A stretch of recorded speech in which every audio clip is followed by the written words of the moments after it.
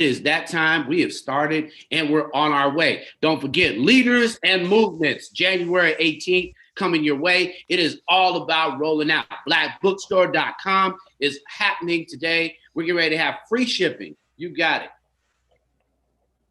Good morning to you. Magic is in the air. It is time for you to prepare for the next year. You see, this is Motivational Mondays coming for the place to be. So the excitement of what's happening today, it is the morning show. We're on our way. So don't you choose to delay. There's something bigger in you and it wants to get out today. So take the time to write it down each day.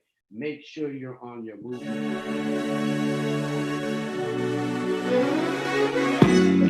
The sun is shining, nice and bright. The birds are chirping, and I'm ready to fly. Time to get ready for another day. In. We learn and play. We do our best, so we'll be great. You do your best, and I do mine. So let's get ready. Cause it's about that time. Good morning, you. Good morning, how do you do? Good morning, time to be great. Good morning, your best is right. So start today. open your eyes. Reach for the sky. Good morning to you. Good morning, how do you do? Good morning to you. Good morning, how do you do? Good morning. You see me on my grind. Stars got to shine. Good morning, everybody. I'm a supernova. Yeah, you see me taking over. Yeah, I'm on the move. got a way to rock to. So let me hear you say, every day we gonna learn and play. Hey, it's your day. It's that time. It's the place. This is Rolling Out AM, and we're right in your face with Tierra Berry. You said it. That's it. She's the one to know. She's going to sell you a little real estate. So go ahead, get rich today. Be on your way. Portia Mornig, smile. She's doing the whole schoolgirl. I love that sweater. Thank Romeo you. International here. Thank. And no smile today for you guys, but I guess we'll find a few when we get started. A little coffee, a little emotion, a little water. But great. Thanks to everybody who participated in Peace and Purpose. It was wonderful, a great experience, great job. Portia Monique, great job. Ashley, Romeo, we had a whole thing. We missed you, Tierra Berry. We had a great time. It was a real show, and the comedy show was incredible. We had a whole 2 nights. I watched that. It was beautiful. So we're excited. January 18th, we're coming with the Leaders and Movement. We've got a couple of co-sponsors. We already got our sponsor, McDonald's. A special thanks to Cream of Nature. But you guys got it. It is this time. Tierra Berry, I know you've got something really good to say. I miss you so much. Yeah, so today is the last day to register to vote here in Georgia. We all should already be registered because all of us should have participated in the last election. But in case, for whatever reason, there has been some purges going on in terms of what's going on with the parties and making sure that people can actually get out there and vote. So double check your registration status. If you are in Georgia, last night, Reverend Warnock and Kelly Loeffler had a debate. It was all up and down my timeline. Both candidates really aimed at their base last night. So that's the only way I can say it. It's like if you lean towards one side or if you lean towards another side, you got spoken to last night. It wasn't an inclusive conversation. I'll say that. So just make sure that all of you guys are registered to vote because we do have elections coming up. Early voting and absentee voting starts on I want to say the 15th. You know, Romeo? Is it? Yeah. Let me. I know that the election day is January 5th. That's the last day that you can get out there. So that's election day. But early voting is happening as well. Definitely. And I participated. Started my participation started Friday with the BIPOC group that are encouraging young millennials who turned 18 to register to vote. I think over 28,000 in Georgia became of age to vote.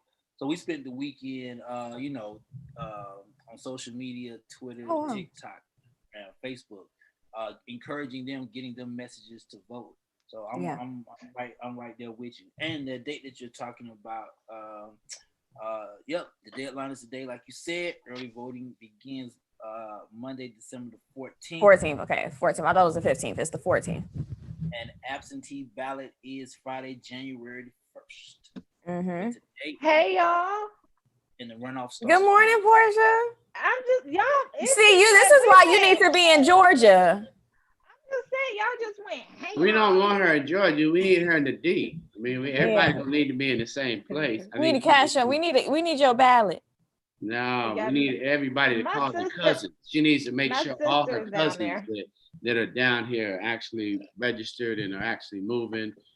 It's an exciting time, definitely. We've got an entire integrated campaign for rolling out in Warnock, so we're excited to be on Team Warnock now to really get that vote going. We've got a whole Hummer coming in town to participate, so we're excited about that. Got a whole campaign. We're all When you say Hummer, Munson, what does a Hummer mean? Like a physical truck, Hummer SUV? Yeah, with 6 digital displays and music. So it is exciting. We've got an influencer league, the rolling out influencer league that we're getting ready to happen. It's going to be a whole takeover. So we've got a creative class program going. So it's exciting for us here at Rolling Out. So it's been great. Couldn't wait to get past the first Peace and Purpose. It was incredible. Tierra, I hung out with Bobby Jones of all people, 83. I love Bobby Jones. Went to college at 15. He's 83? 82. I think he's 82. Well, I'm wishing. What? You talk about, wow, black don't crack and beige don't age, huh? Man, he went to college at 15. Beige do age, at though. TSU at 15. At 15. I mean, Bobby Jones told Munson that he found a friend. He said, "You got a friend in me." He said, "We friends now." They talked for a whole hour. I was trying to get them off because they was on my stage. It was on the Cream of Nature stage. And I'm like, "We got to go, y'all. We got to go, y'all. Neither one of them saw my messages. They just continued to talk. It was cool. I mean, it was great. I mean, it was an incredible experience. I think we hit our numbers. So that's good. We've got a virtual event every single month in 2021. Leaders and movements are happening. So that's going to be an exciting time for all of us. And we've got a new 2 vehicles coming into the marketplace to help us win these Senate election seats. Munson, before we get into that, tell them about your conversation with Pastor Shirley Caesar.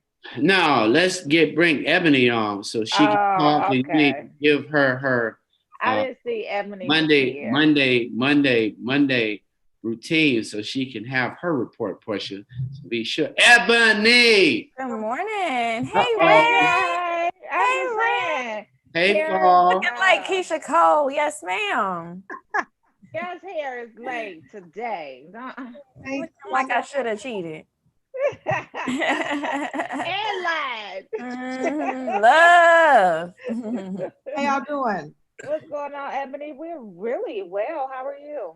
I'm good. I got to catch some of the retreat from Peace. Yes. What did you think of it? I got a chance to catch Yandy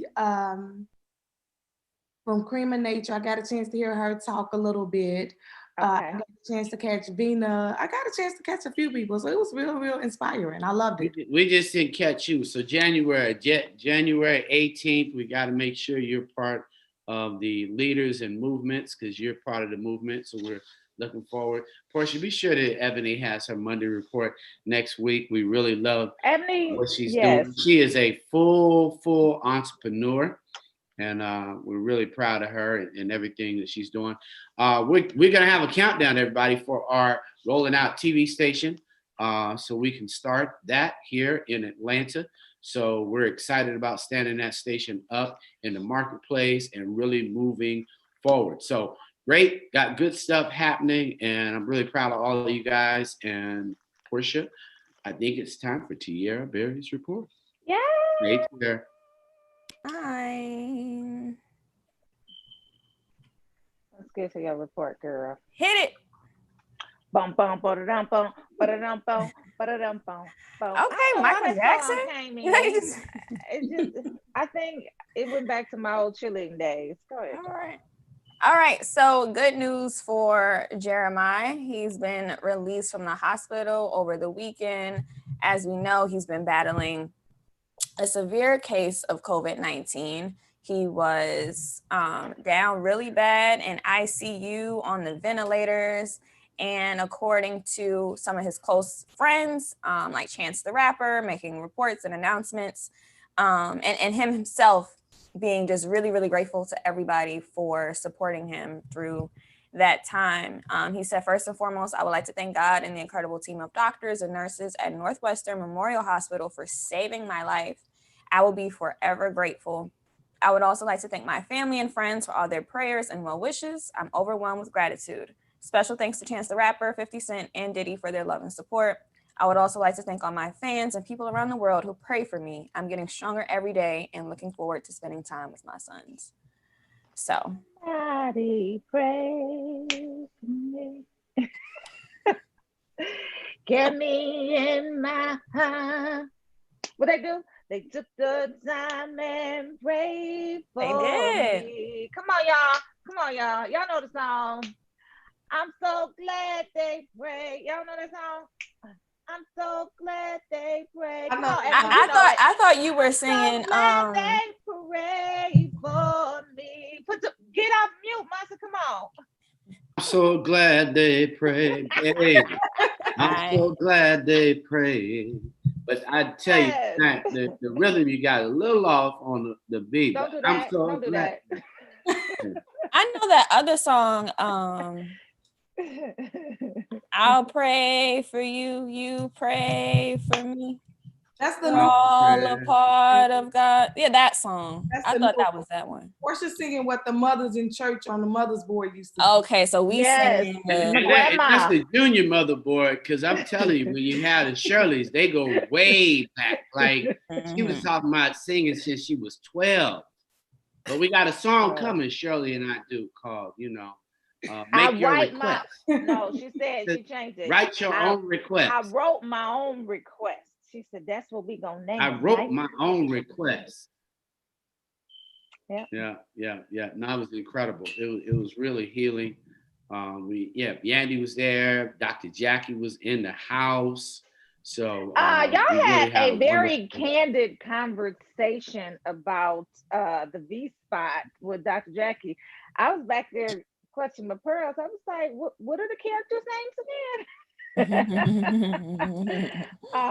But she had a personality in Queen V, which is the title of her book, which is on blackbookstore.com.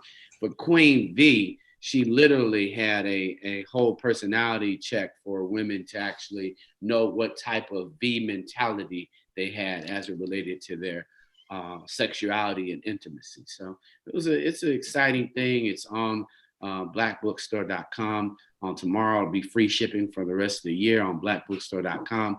So it's an exciting time. We got an author showcase that's getting ready to happen in 10 days. So Ebony, you're going to have to pick your favorite author and read with them. So look forward to that. Anyhow, y'all keep going.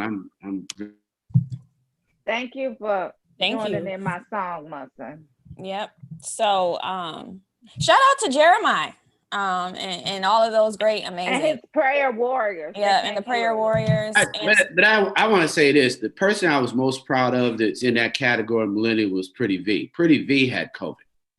And she talked about the fact that she even kind of apologized for the idea of having maybe been too active during COVID, and the beauty in sharing about her mom and having people that can anoint you and pray for you during this moment. I think we got to be real careful about how we share, Miss Berry, as it relates to COVID and people just getting through. Because there's so many that are not making it. And we keep elevating like you made it, but everybody doesn't have the money of a Jaheim. Everybody doesn't have the doctors to make it to that. Many people get turned away. Disparity for our people get turned away. Get a little Robitussin and go home. You know, you don't have the money in the car and you stop breathing. So I want us to be careful because we're making it a norm. Like everybody makes it to the hospital. So many people already have comorbidities, Romeo. They're not moving every day. They're not setting movement goals. And so when that COVID hits them, it is all put down. And the other thing that's happening is people say you survived. Many people are surviving and losing their legs. Many people are surviving and having all types of other complications post, foggy brain. So as much as we celebrate these individuals, even when I talked to Pretty V, which I love her for this, she was like, I'm still not quite 100. And we need to understand, COVID doesn't leave you whole. It takes something from you. Mm-hmm. Yeah, I talked to her as well. I talked to her pretty much through her having COVID. And she was very prayerful the whole time. Her mother's a pastor. So we kind of Amen. She know the word. Her mom know how to get a prayer through. And, you know, a lot of it, that's really what's needed. Even with her being sick, she was saying Bible scriptures every day that she was reading. What you talking about? She a whole mama. She a whole mama. You need to have a mama that can pray and lay hands and anoint you and call the spirit in the room and have prayer warriors. So it ain't just your mama. See, if you got a praying mama, she probably got at least 10 to 12 to 100 prayer sisters that are with you. That when two or more are gathered in my name. Right, all the time. So y'all preaching today. Y'all preaching well, today. you know, we need some anointing. I just don't want people to think that everybody has Jaheim's bread. You know, it's well wishes, but I want us to understand that our community is suffering in COVID. Absolutely. And this turn up culture. We got a whole turn up. I mean, every person I've talked to during it says, well, let's have breakfast in Atlanta. Let's get together. I'm trying to understand now what we doing when we together. I need to really have a whole, you know, I want to go to Club Nouveau and I'm gonna be in the car. And I'm gonna come get my food, and I'm gonna put it back in the car, and I'm gonna wave to everybody and tell them I love them. But you know, that's the whole idea. I want to support our restaurateurs, but I want us to be careful. And it ain't even the restaurants to worry about. How you gonna be in the club and not know the COVID coming with you? Any idea, Miss Berry? So you gonna get a vaccine? Yeah, at some point I'm definitely gonna get a vaccine. Now, when and how, you know, that's a whole nother. You know, some people need it. Now here's the thing. Because I know Romeo and I know few other famous people, I might have access sooner than others. But I think I need to let others who need it. They're frontline workers. People talking. You trust it though. But you gotta trust it. Now, when you got your shots as you're a little baby, and they say that, you see, you gotta understand the concept of confusion, right? When you first got a vaccination, did you know if it will work? When you take your vitamins every day, do you know where they made? Did you see them put them in the bottle? Now here it is, you got life or death and people gonna give you a shot or no shot. I would err on the side of the shot. See, because we consume things. It's like somebody say, would you take cocaine right now? I wouldn't believe it was cocaine. Whoa. That's a yes. I'm sorry, was that a yes? Whoa, 8:18 a.m. Wait a minute. I think y'all are trusting of things that are way past what it is. You know, I see people walk in a restaurant, they don't even read the health report on the restaurant. Nope. They just walk in and eat. Order. Now, you know, you walked in there and there was nobody in there. I'm not walking in no restaurant where nobody's in there. That means they keep the food for 2-3 months. I don't know what just happened. I don't eat no mystery meat. No mystery meat. Y'all got canned food that y'all just opened up this year because it's COVID. No one been in your cupboard 4-5 years. Them ain't vegetables. Them something else. Oh. We eating Beyond Meat. What is it, really? Beyond Meat. We don't know what it is, and then we talking about we gonna take a shot that might save your life. I think a lot of people need to be signing up instead of listen to the foolish content. Well, I don't know if I'm gonna be the first one to get this shot, but then you get a shot of COVID and you sure wish you had the shot. Mm. You know, you can't listen to it's a lot of fake news is persuading people to do things that are not gonna save their life, like not wear a mask. We still got people where they have their mask. And I have to tell people, you know, you can't come near me. I had to check you all the way. Now that we all know. And here's the CDC. They've gone from saying, oh, you might need to wear a mask to you should wear a mask at home. They saying you should wear a mask at home. Come on. And when you're gathered at home with more than 5 people, wear a mask. Yeah, say it again.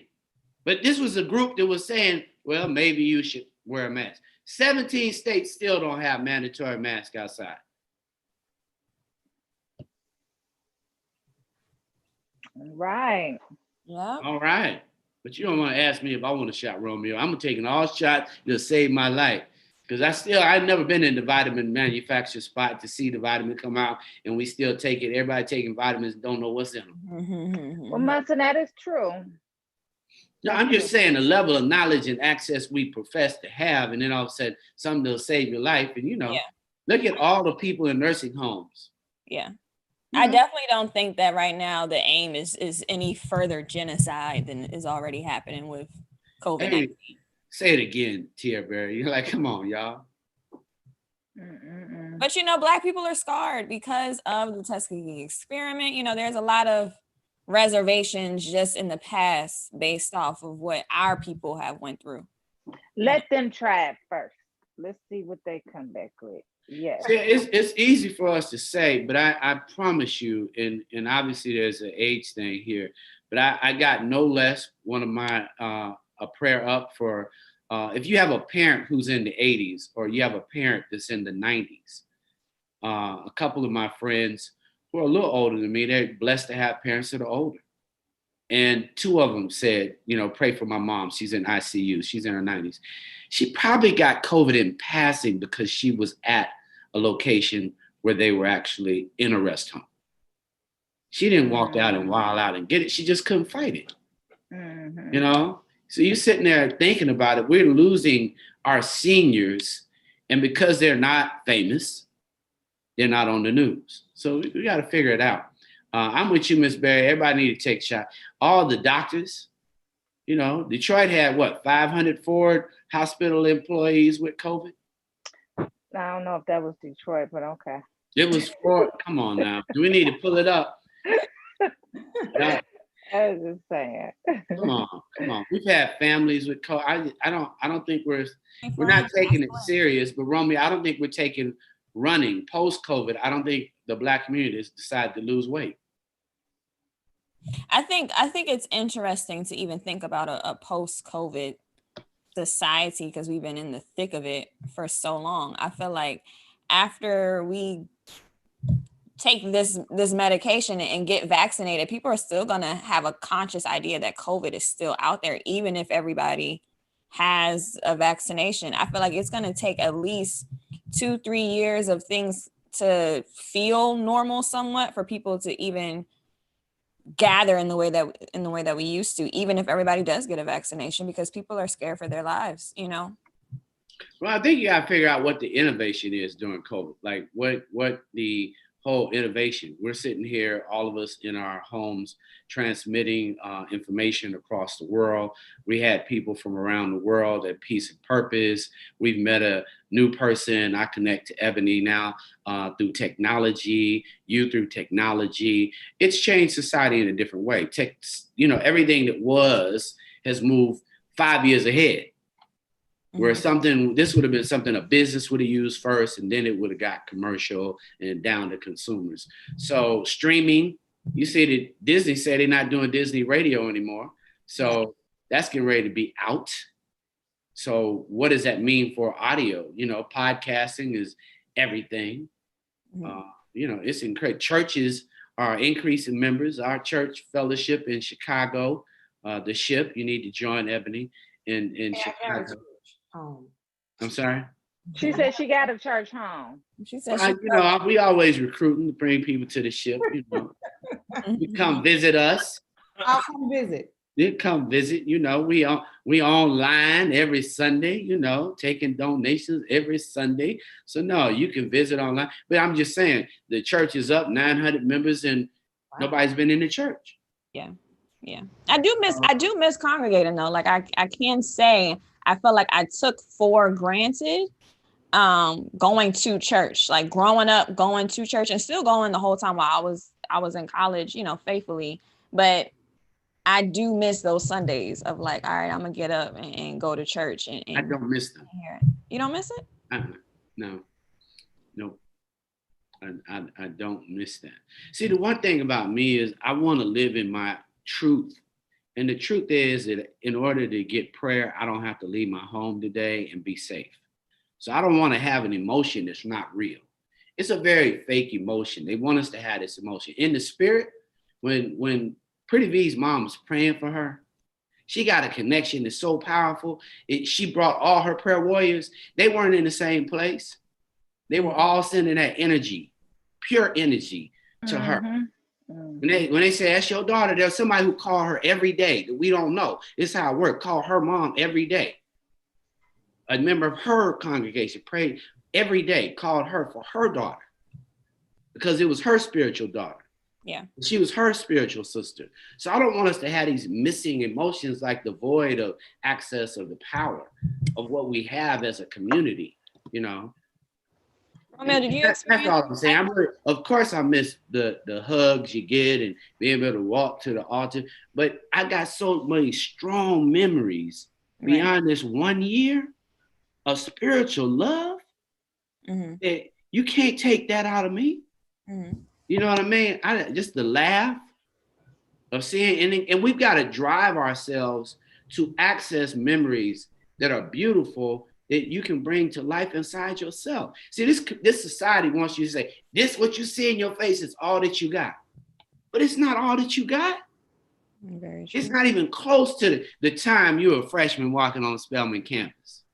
To look at you when Romeo was going to Georgia Tech and he was a freshman at Tech. Those are things you can access in your mind. Those are the things that we should revere in these moments, When I see Portia and see the picture of the little boys and think about how they are now, then they walk up and they're bigger than her.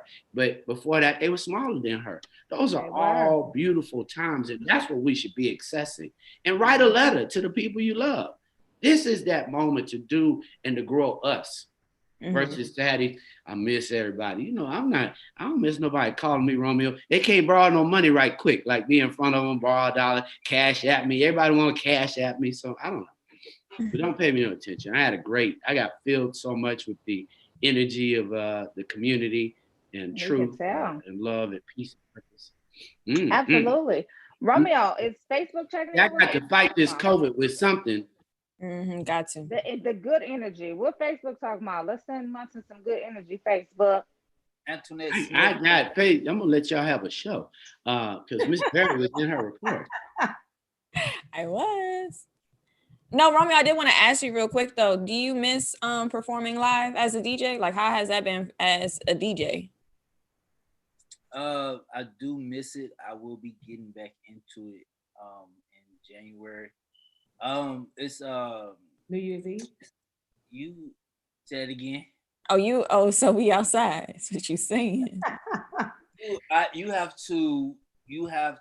I had to make a conscious decision on the fact that you have to see how corporate moves, right? And I literally sat down. And you know how I'm big on Wall Street. I'm watching how corporate America is moving, and they're still moving in a progressive way of making financial statements weekly, right? So while others are in the confine of, be safe, stay safe, around safe. I get it, 100%.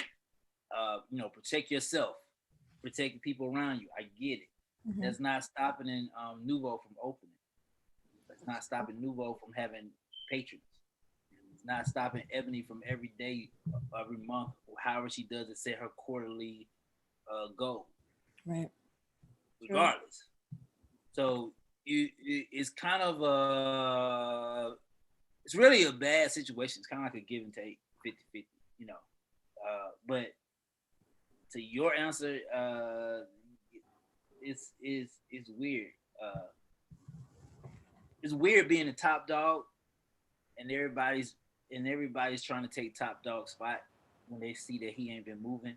So now I got to come back out and hurt people's feelings. So that's where I'm at right now. Like, You top dog?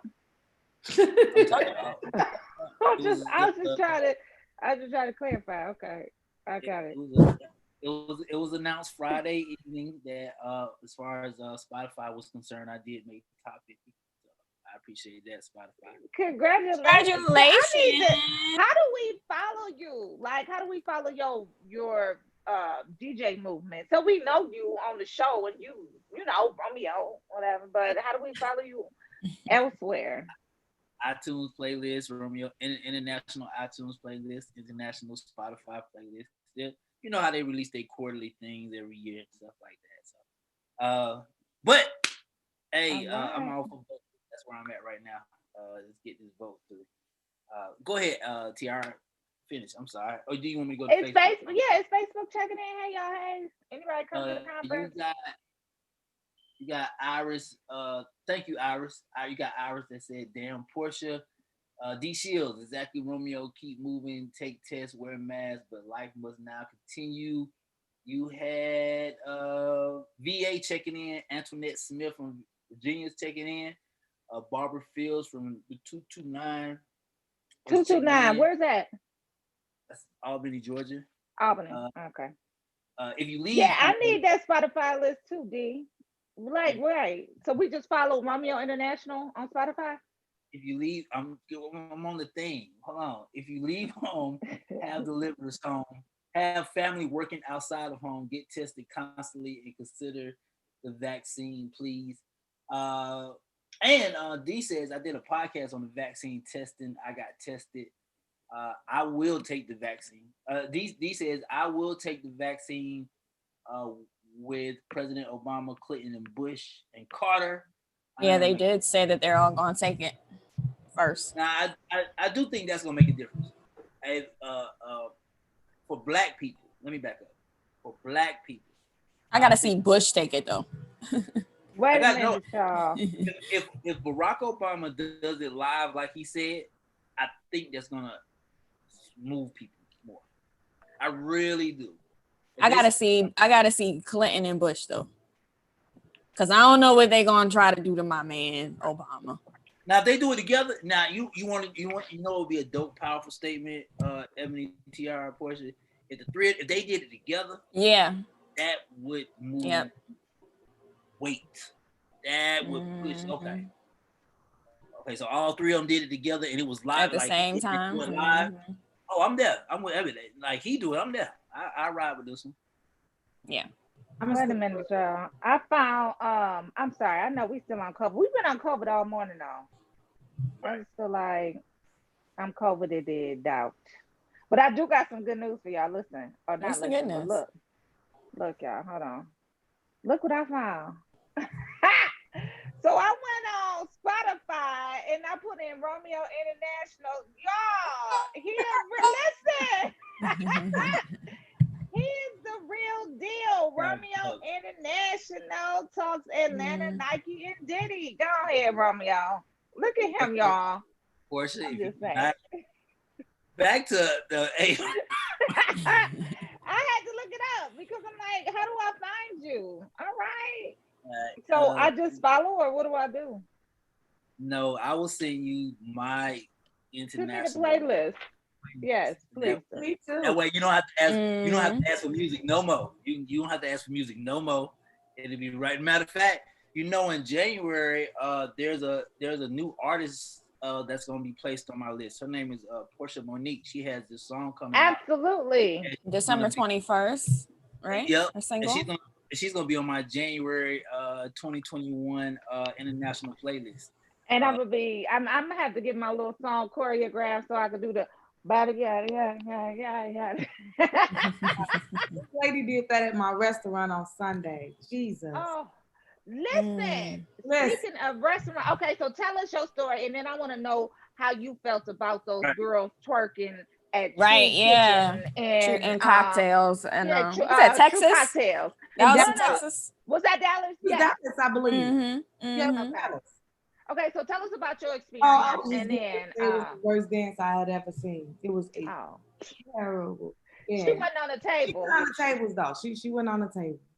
So Sundays I have like a mimosa jam on Sundays, and they play that type of music on Sundays from 3 to 7. So that's the only day that I allow them to play. Turn up. Yeah. So how do one you of the feel? oh, go ahead. Oh, go ahead, Portia. You want to tell the story about what happened? I mean, on Well, Sundays I'm totally fine with it. That what happened in Dallas. so one of the comments about what happened in Dallas was that they had trap music playing in a restaurant. They like, is it a bar? Is it a what is it? Is it a Right. restaurant? Like, why are you playing trap music? So how do you feel about trap music being played in a restaurant?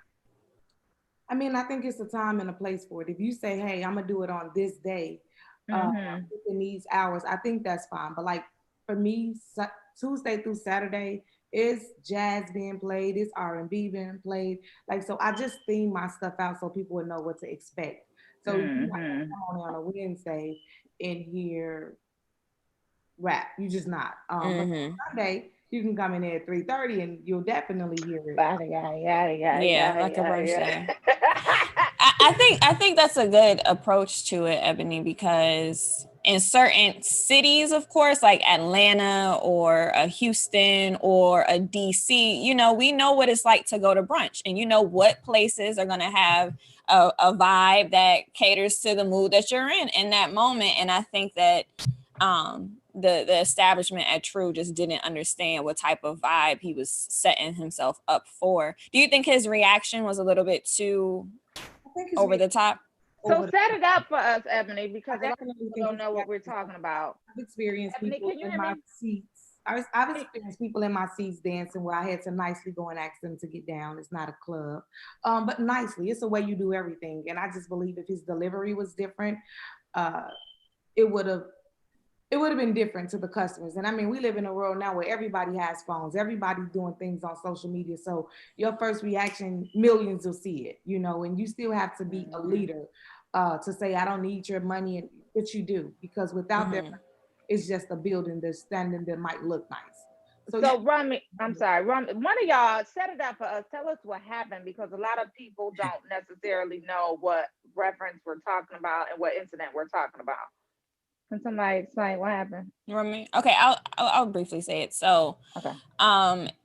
They had just had a grand opening of this new restaurant in Dallas, True Kitchen and Cocktails. And was it on a Sunday though? Was it on Sunday? Because was it not sure of the day, but it was packed in there. It was predominantly Black, and they were playing a lot of today's hip hop, trap, get lit culture type of music. Yeah. And there was a couple people getting up to dance, but one girl got up and was like twerking on the wall and kind of doing. She got on the table and then was on the wall and then on top of the chairs, and it was just like a lot going on, and that kind of incited everybody kind of getting into that same spirit of let's turn up. Yeah.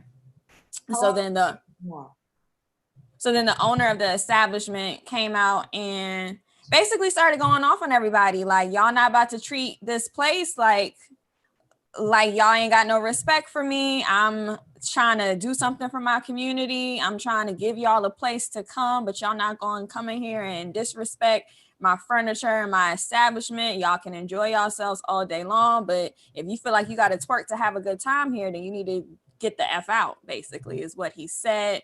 And nobody got up, though. That was the thing. Nobody got up. Everybody just got quiet. It's like when you in class and the teacher go off on everybody and you kind of know that y'all was doing the most, and then the teacher go off. It was that type of thing where nobody got up to leave. They just sat with it. So after it went viral. You say he was wrong. He was. And the DJ was wrong. He was wrong and the DJ was wrong. First of all, the DJ was wrong because this is what lets me know that you're a rookie. If you do not know your crowd, you're a rookie. If you're a DJ that's just playing music because it's hot at the moment, then you're a rookie. You know that you set the tone. when they walk into Nouveau and they hear music, whether it's over the head or it's a DJ, it's the DJ that's setting the tone. I'm relaxed. I'm sitting down. I'm ready to eat. You know, yeah, I'm gonna give you some move. I'm gonna make you real DJs. I'm gonna make you dance in your seat. I'm not gonna make you get up and shake your ass, but I can make you dance. I can throw on some Mary J. Blige and I'll see you like this in your seat while you're eating. Great. That's that DJ's fault. Now that man, that's his fault. Because number one, these people are spending money in your establishment. Number two, who the hell are you talking to? That right there. And then number three, for you to chastise the room and not speak to the people, you could have got a black eye for that. So I blame him and the DJ. I really do. I don't think that that lady that was twerking, if that was Portia twerking. Don't do that. Okay. So that lady that was twerking, she was enjoying she was enjoying herself to the point where she got up because the DJ set a tone and she felt like this. Now you getting mad at her for come on, bro. Kill that. Especially when that's a part of our culture. Like I do go out sometimes and see people getting on top of tables and couches and things like that's what we do here in Atlanta. So you don't know where she's from. You don't know what type of culture that she's used to, but I do agree with you, Romeo, that he should have set a better tone for his establishment. Hiring a laptop DJ. Ebony, I agree with Romeo. I think that the DJ definitely sets the tone. So your DJ knows. They look at your crowd. They can kind of tell what vibe that they want to create from your crowd. So I do think the DJ could have, because they said he came out multiple times and asked them to kind of bring it down some. So at that point, he should have went over to the DJ. Like, hey, let's kind of change the music up. I mean, that might mean going from Meg to playing Anita Baker. I don't know what the transition is. Sometimes you need that to just kind of bring the crowd down a little bit. So I think if you would have, the delivery was definitely off. And again, like I said, I've had it several times where people have been in my seats and had heels on. And I had to tell them like, hey, I'm fine with you having a good time, but I need you to get out the seat. Emily, why do they do that? Why don't they put because you got cocktails going, you got them enjoying themselves with their friends. They still want that club vibe, and some people are still scared to go to the club. So now they're trying to transition the restaurants into clubs because we're playing the same music that a club would play. So it's up to us to kind of create the experience for our customers. Ashley, producer Ashley pulled the clip. Let's look at it so people who may not have seen it can get another point of reference to it. Into developing this concept so Black people can have somewhere nice to go to, okay? Somewhere where we can feel good about ourselves as a, come on, stop the music, please. Somewhere where our people can feel good about ourselves as a culture, okay? Yeah. No, real talk. And so all this twerking and shit, take it to Prime, take it to Pink, don't bring it here because we're a restaurant. And so beyond that, 75% of my customers are ladies. And I want men to show respect for themselves for how they carry themselves here. So how can I tell the men to respect themselves and you guys are twerking on glass here? If you want to do it, get the fuck out my restaurant. Because I did it for our people and I did it for our culture. So don't do it now. Don't do it again. I don't want to hear it. If you don't like it, get out because I don't need your money. I need to provide something for my people. And don't do it again. Thank you. Who's he talking to? Who was he talking to? Who talking to? Who was he talking to? You're wrong. Right. Who are you talking to? Talk to that table. Don't do it again. Get the F out of my restaurant. It was his approach. I would have just left and not. I would have left. Whether he was talking to me or not, if I was twerking or not, I still would have left. You can't. I'm just saying. Exactly. Money. And business.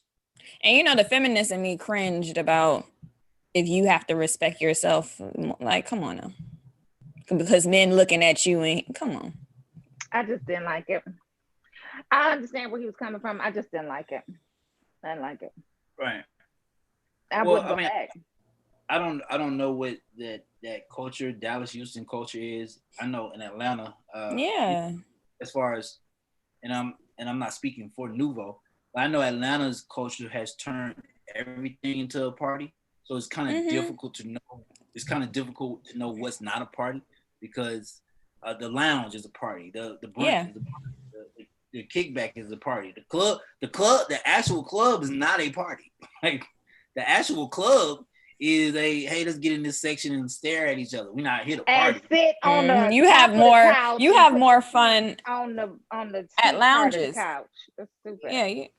And that's how Atlanta has been able to stay open this whole time, because a lot of these clubs have said, well, we serve food, so we're restaurants, and they're blending the restaurant lounge turn up atmosphere. So a lot of people are gonna get up and twerk. That's just what's gonna happen. It's gonna happen. There's no way around it. It's going to happen. You playing Meg card, like it's gonna happen. You gonna play the City Girls and think that somebody's not gonna get up? I don't dance the City Girls. Everybody. Okay. 6 figure, 8 figure, and what they be saying? I don't know. Y'all. Okay. Well, how you know what they be saying? I want a 6 figure. Y'all, did y'all see the clip go viral of the relationship dating coach talking to, I guess he has this show and he has women call in and he gives them dating advice. He's a dating consultant. Oh. And the girl sat up there and was like, I want a 6-figure man. And he completely obliterated her, which is not a good thing because we was calling them ugly on the show last night. It was just so derogatory. It was so demeaning. His response was just so ugly. It was true.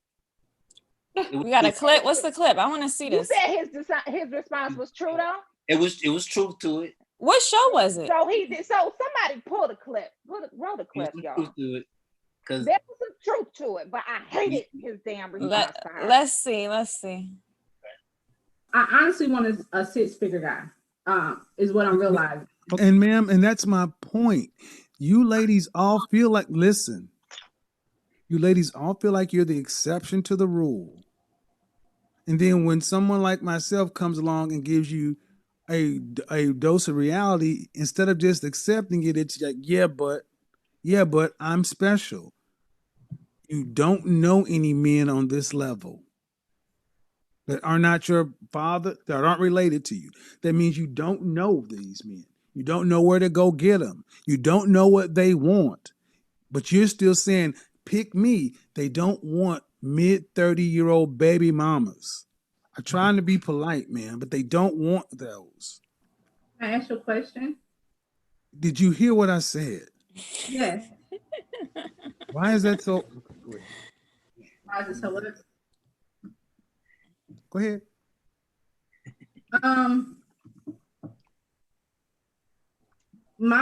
From my point of view, I feel like I get what you're saying. They do have better options, but also those better options are younger girls. Those younger girls don't necessarily 20-year-olds are not necessarily attracted to 45-year-olds. Bullshit. I'm 51 and I can't beat them off with a stick. That's another one of you lies. No, younger women are attracted to older men. What are you talking about? So can you see me? Yes, I can. Okay. So do you feel like a woman like me? Uh-huh. What would you rank yourself on a scale from 1 to 10? You cannot. Hold on. Would I rate myself? Just your face. My face when I wake up 5, but when I put myself together 6. Okay. And how tall are you? 5'5". Dress size. I'm sorry? Your dress size. A 3. Okay. So that makes you, if you give yourself a 5, that's average. Yes. So he goes on to say that she was average as hell. She's going to die alone. She needs therapy. He needs therapy. Let me see what else did he say. He said, average looking woman tend not to get higher earning men. He told her she was average looking at best. Whoa. You gonna die alone, you need therapy because you don't understand the truth. I was so disgusted. And Romeo, you agree with him? Whoa. Listen, hold on. So it's not even. So I hate the fact that he said that she was average looking. Like I hate the fact that he just attacked her, right? But a lot of the stuff that he was saying was true. And we debunked it last night with the you don't like older, not older, but men who make substantial amounts of money don't necessarily want what did he say? I think he said mid-age. Actually, if you can go back to the clip because I think it's coming up right now, and I don't want to mischaracterize what his ugly butt said, but he said something about they don't want mid-age women in their 30s with kids and sketchy baby daddies or something like that. If we can run just a little bit more until he says that part, that'll be cool. So Is it ready? yeah, I'll wait. Okay.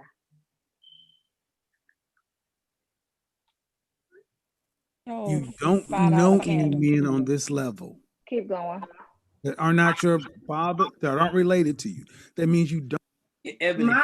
From my point of view, I feel like I get what you're saying. They do have better options, but also those better options are younger girls. Keep going. Those younger girls don't necessarily are The younger women are attracted to older men. What are you talking about? Do you feel like a woman like me, myself together 6? Okay. And how tall are you? Keep going. Dress size. I'm sorry? Your dress size. Men. They tend to get average men. So did you I mean stop right there. Stop right there. Stop right there. Breathe and digest. Ugly. You're He's 35 ugly, years y'all. old and you can look around and see the world. You don't tend to see higher earning men with average looking women off rip. If you do see them, they got their average looking woman when they were both really young and he built his way up. But a man earning the kind of money you're talking about does not go for an average looking woman. I mean, my body is not average. So But ma'am, you please don't make me say it.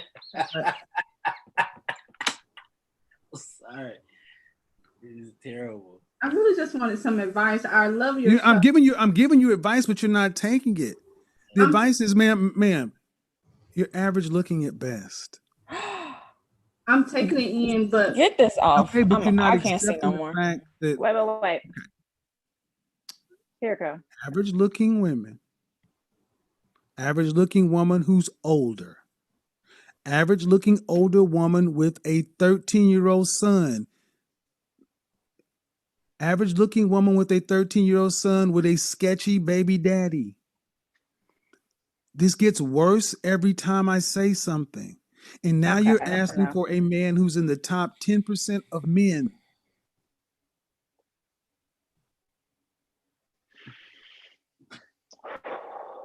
Yeah, that was a little much.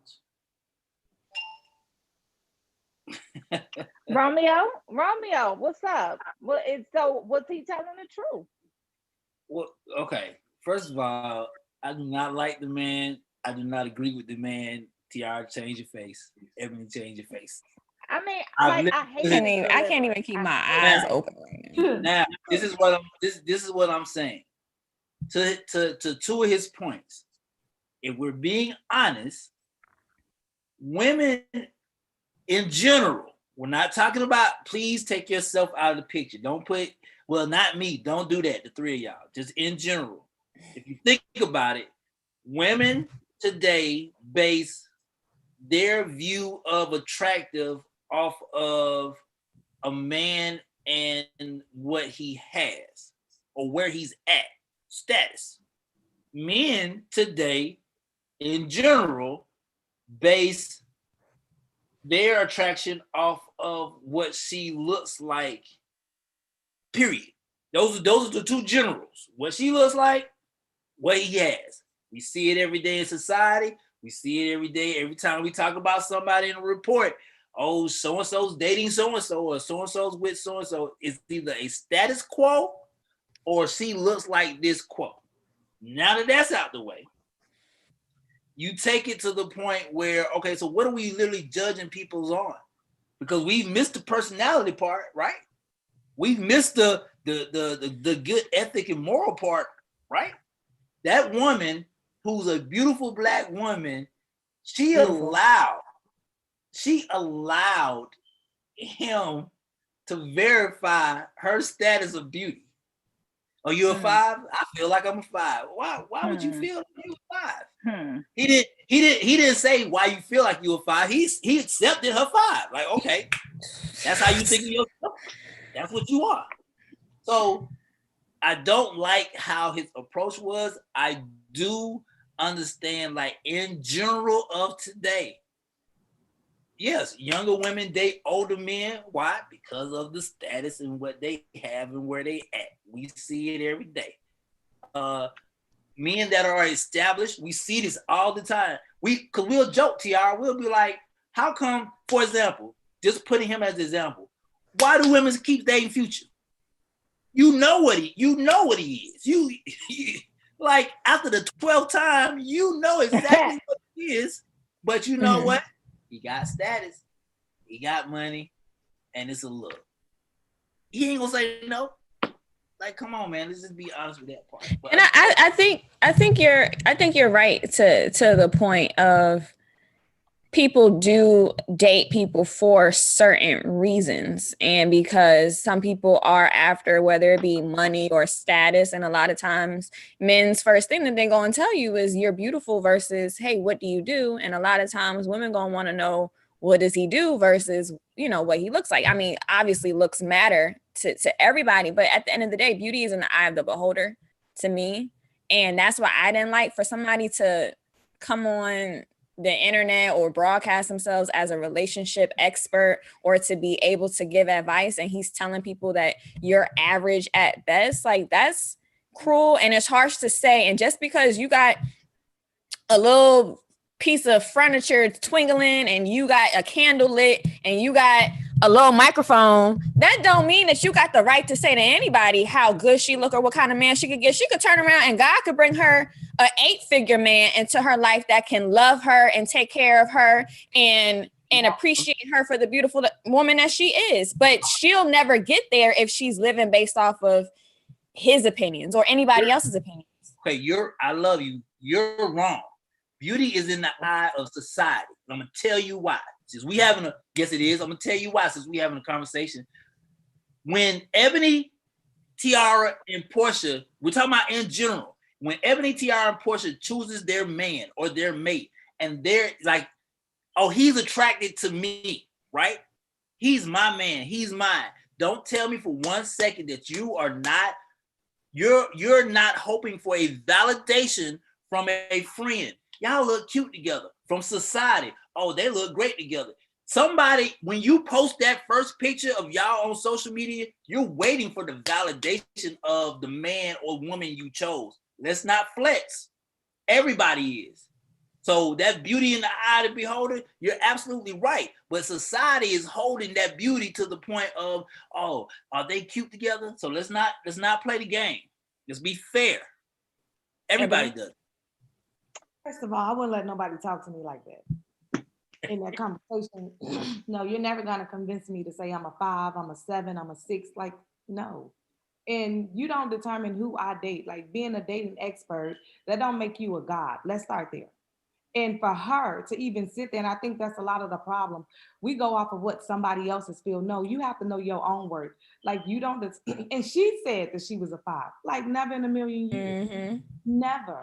I don't care how much money the person that I want, that I'm considering dating have or whatever. Like, you still have to know who you are. And you still have to be able to look in the mirror and know, like, wait, hold on. I'm bad as hell. Period. No makeup, no nothing. Not when I wake up, I'm a 5 and I put on makeup, I'm a 6. No, baby, you need to know who you are for real.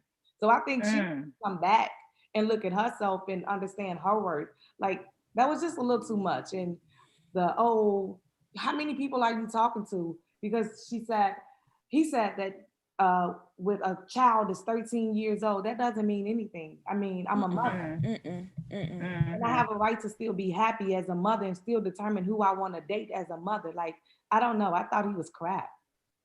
Like, I didn't like him. Girl. at all. Girl, ugly. I mean, And she we called him Disgusting. ugly. We called him little ugly on the But show. it was it wasn't even necessarily how he looked was ugly. It was just his energy, his aura, all of that was just disgusting. Yeah. Don't get the ugly reference. It wasn't to how he looked. We couldn't even see him because he was in the blue. He acted ugly. His inner self was ugly. His projection was ugly. His delivery was ugly. Like everything about him was ugly. It was just ugly. And the sad And part is, you and you don't talk to women like that. She did. Yeah, that was sad. That she went off and believed what he said. She did. You could Like tell you that said, she Ebony. took that in.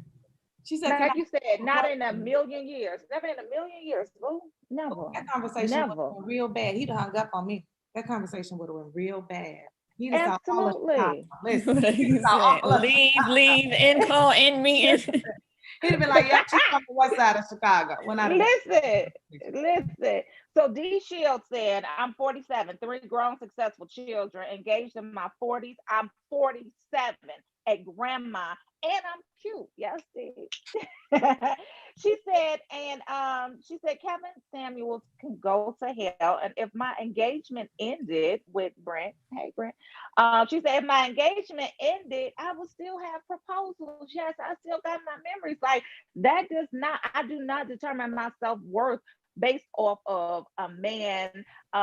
If I'm married, if you think I'm a 5, or if you think I'm a 6, or if you think I'm average at best. Like I promise you, I don't care what you think. Like I'm so sad that she felt the need to call him and get some advice and have him just completely berate her on a national platform. Like who are you talking to? It's Sir? disgusting. And yes, there is societal standards of beauty. We can't get away from it. And of course, we live in this digital age where we see what certain people look like from the Holly Berries of the world. We know what the standards of beauty are. But I think at the same time, there's somebody out there for everybody. And it's about how you love yourself, because there are beautiful all women have their own beauty in every way. And there's no person that can be the judge of, oh, rate me and give me this rate, or you a 5 in this, because Halle Berry looks nothing like Kelly Rowland. Kelly Rowland looks nothing like Oprah. Oprah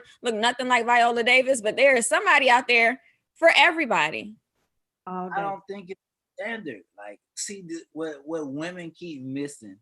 It's not the standard of beauty. Halle Berry. Yeah, she bad. I want a Nicole Murphy. Holla at me, Michelle Obama, when y'all break up. Cool. It ain't the standard. Don't do Michelle like right? that. Don't do Michelle like that. Go when they ahead. break up. What it is we're not gonna do Michelle like that.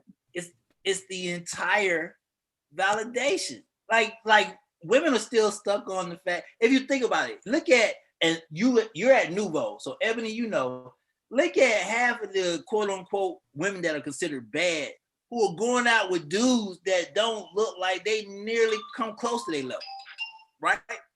Women ain't looking for the validation of, hey, well, I hope he finds me beautiful. No, they looking for the flaws. Oh, he gonna come in, he gonna show out, he's gonna create a scene for us to be seen, which means I'm going to be seen and validated that the fact that I'm with the man who's spending the big money on the dinner, and his car's VIP parked right in front of Nouveau, all shiny and glitzy. It's a validation thing. Nobody really cares about who you date. They care about whether or not who you date is getting noticed. Are y'all getting noticed together? That's the main reason. That's the main reason why women post men on Instagram. If you think about it, women will never, ever post a guy on Instagram until they feel like, okay, let me see what everybody think. Oh, girl, y'all cute. Okay, cool. Then I guess I'll post some more of him. It's all we waiting for, man. I got several followers on my timeline, Facebook and Instagram, that post every single man that they've ever been with in life. And I ain't never post one. Me neither. I mean, we know which phase of life they in because you they wouldn't know my status every at single all. boyfriend that they got. So 6 months go by, they got a new face. 6 months go by again, they got a new face. I'm just saying, so that ain't necessarily true, Romeo, because they be like, I don't give a damn, I just got a man. But you want somebody to comment on that man. They want somebody. It really just depends. It really just depends. But I ain't never dated nobody just because I wonder how cute we would look to other people. Do I like you when it's just me and you? That's what's most important. But you never put it in public eye for a response, correct? No. Why? Because I don't like other people's opinions. You don't like other people's opinions. So you did, and you didn't get the opinion of y'all look good together, you would feel some type of way. I mean, I wouldn't know because I never cared for other people's opinion. If you post a picture of you and your dude at the DMV and it doesn't get the response Not the DMV,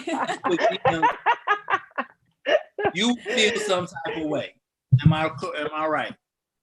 No, I promise you. Come on, y'all. man. So, I promise you, I really don't care. Like, you get to a certain age in life where you just really, really don't care. And the younger you are when you get there, the better off you are throughout life, because you're not, the fear or whatever it is that you are scared of doesn't kick in. So I'm at the point in life where I promise y'all I don't care. Because everybody can get You're it. wrong. You know what I'm saying? D Shields, I finally shared my good-looking man after some years, and it broke my timeline. Brent Reborn is younger. You better talk about your boo, D. She said it broke the internet, baby. We out here, okay? Period. You better talk about your man. Hashtag Black Love. y'all are really tripping. Y'all know for a fact. And y'all know when y'all post that first picture of you and your man or woman, you're looking for a response that validates that y'all are together. Don't tell me you're not. I really don't think so. I disagree. I really don't think so. Post it, so yeah. I really just don't think so. But I'm not a relationship poster anyway. You know what I'm saying? So I don't post my relationship stuff on. And I'm also not that person that'll post them and then put a sticky face or a heart face over his face. I'm not. And not tag him because you can't let nobody know who he is. Right. Romeo, why you keep saying my name? If you look on my IG, my Facebook, there's 0 pictures of me and anybody on there. I've never.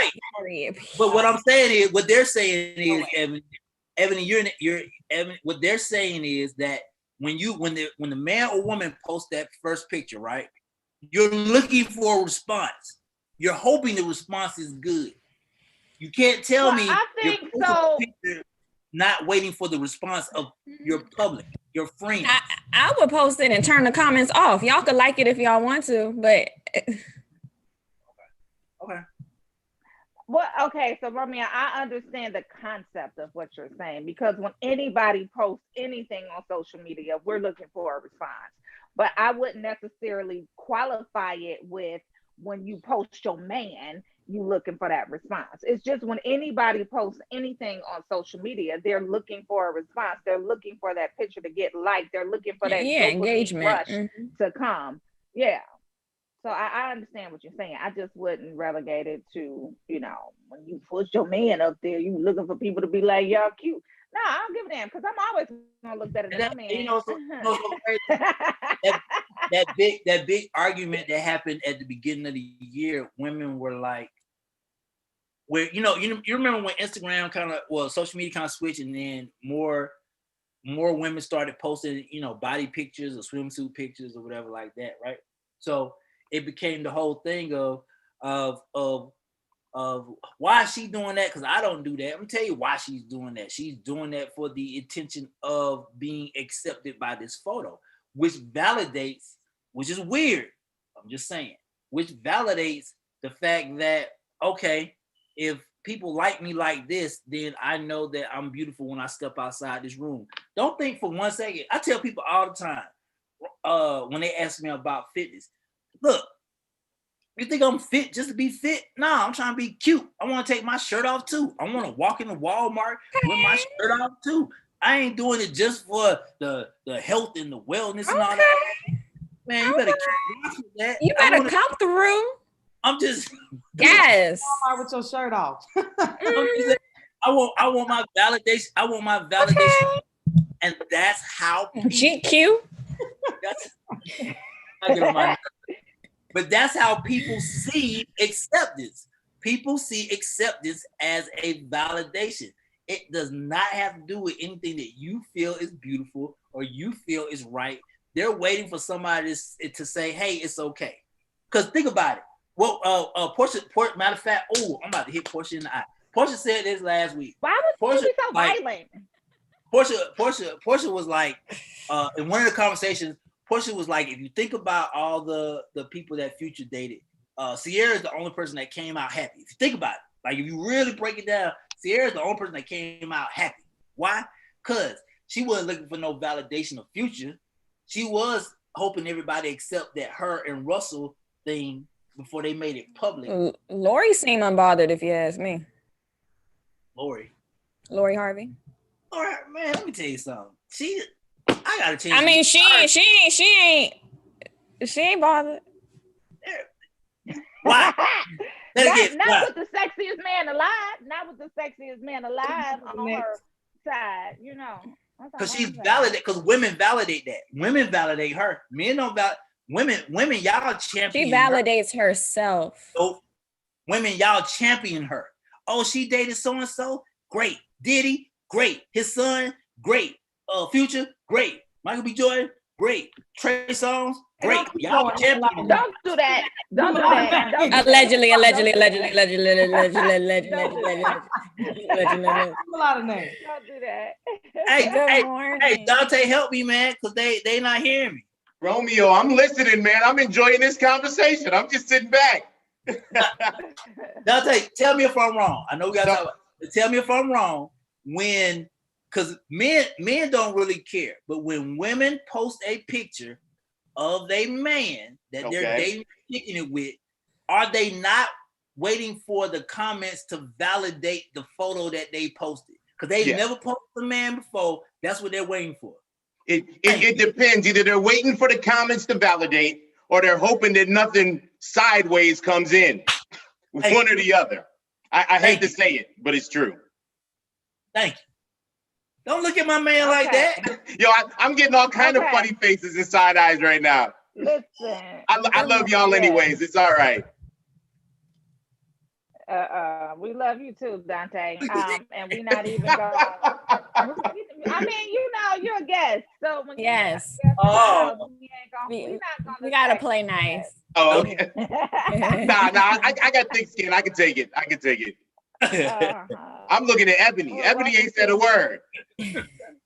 I guess I'm just very different. I don't look for somebody to validate me. Like, I just can't get past that. Like, no. But again, I'm not the one that's gonna post my relationship. If you go on my IG now, I probably ain't post none in 6 months. Like, I don't care about that. I'm getting to a bag. Anything else matters zero to me. Like, nothing. Like, because sometimes we listen to what other people say, and that's how we identify ourselves. So for me, it's zero. Like, I'm not even interested. Like, but I'm not saying that it's right. I'm just saying that I think that there's people that do everything. People subscribe to a bunch of different things. I can respect absolutely how you feel about it, but I also think that there is another side to that. You know what I mean? And I'm not saying that it applies to any of you young ladies, but I do, you know, I do think it applies. Yeah, I just wish we come from that though, because I agree with that. I agree with that. We lose ourselves in validation though. So that's just my thing. Like, no, just know who you are. Yeah, I agree with that. Yeah. People gonna be comfortable with who you dating. Like, I don't care if Romeo says, "Hey, if that's a good look." Like, no, I thought it was a good look when I started dating him. Now I might say that part. Right, say that part. You care. You do care when it's public. No, that's why my stuff not public though. Maybe that's why mine not public, because I really just don't care like that. But you don't care though. Like, no, but I want to touch on the point that Ebony said. Ebony said, I thought it was okay. I thought he was great when I started dating him. So like, I really don't need y'all to tell me or validate or give me an applause because you feel the same way that I do. Like, I don't need that. I want to talk to Dante, but I will say this. Dante, you tell me if I'm wrong. Y'all are backwards. Men don't care. Like, when we post our girl, we don't care. That's a lie. That's a lie. That's a lie. Guys be out here. Dante, help you. Yeah, Romeo, I got to stop you before you dig that ditch. I don't know if I agree with you on that one. I don't know that I can say that guys don't care. Wait. I want to make sure. I don't want to tell no secrets now. I got to figure out which angle you coming from. Okay. This is what I mean by guys don't care, because we've been using this as the model, right? Guys don't care because if you notice we're talking about in general, if you notice in the industry, a guy will date the same girl that his previous friend or rapper or whoever just dated, and they don't care about posting the picture of them hugged up together because they don't care what the reaction is. Now, the woman, she's posted, if a woman takes time, and women, y'all are bit, Ebony, stop looking at me like that. Y'all are very beautiful. But anytime a woman posts a picture of a man, it's calculated. I got to make sure the picture right. I got to make sure all my colors are popping That's and everything. any picture, right. though. That's any picture, though. Dudes don't do that. We just gonna post our picture. If y'all like her, cool. If y'all don't like her, cool. Because A, she ain't coming home with y'all, and B, we don't give a flying flip what our homeboys think. Dante is not worried about Romeo saying, "Hey man, the girl had the wrong colors." We don't care. Y'all will be the first person. What's your man? Your man got on. He wear them type of shoes. Whatever. He wore that type of shirt. Okay. Now I will agree with Portia. Women do that with every picture. I don't think that we should give ourselves that much credit. Y'all ain't that special. And a woman's picture has to be right. And it may take 30 minutes to get that caption right. Let alone you just a prop. So I can't give us that much credit that they thinking about us. They looking at themselves, they skin tone, make sure everything is right, make sure the face. Their eyes can be closed. I look good. It's really catchy. That's really what they thinking about when they post that picture. So I can't take that much credit on that one, Romeo. We may have to let that one slide. It'll do itself to the AM wake up, man. I'm gonna back out the conversation. Yes, welcome, Dante. They getting serious on me, man. They getting serious. All right, Romeo. It's been a pleasure enjoying this conversation. I thank you guys for having me. My name is Dante Simpson. I'm with eSpat TV. I'm here today because we're talking esports. So we're going to kind of do a shift, and we're going to talk video games. We're going to talk esports. We're going to talk what's been going on during the COVID period with music. So I want you guys to keep in the back of your minds things like Travis Scott and Fortnite, things like Lil Nas X and Roblox, and things that are going on in the music industry and the content industry around video games. We're happy to have partnered and announced today. It's a long time coming, but we announced today that we partnered with Ridley Scott. So I want you to think of a minority-owned business that partnered with Ridley Scott. For those of you that don't know who Ridley is, he got his start back in 1977. So he's on that Mount Rushmore of Hollywood directors with Aliens. I'll name some of the pictures, films that you guys might love. American Gangster with Denzel is Ridley Scott. The Martian with Matt Damon. Gladiator is also a Ridley Scott directed movie. He's definitely one of the top directors out of Hollywood, and we're bringing him into esports. So he has partnered with our organization, and we are looking to do some tremendous things in the space. So that's who I am. That's what eSpat TV is, and I'm so happy to be here with you guys today. So let's go ahead, TR. I apologize. Please, TR. You continue. I'll wait.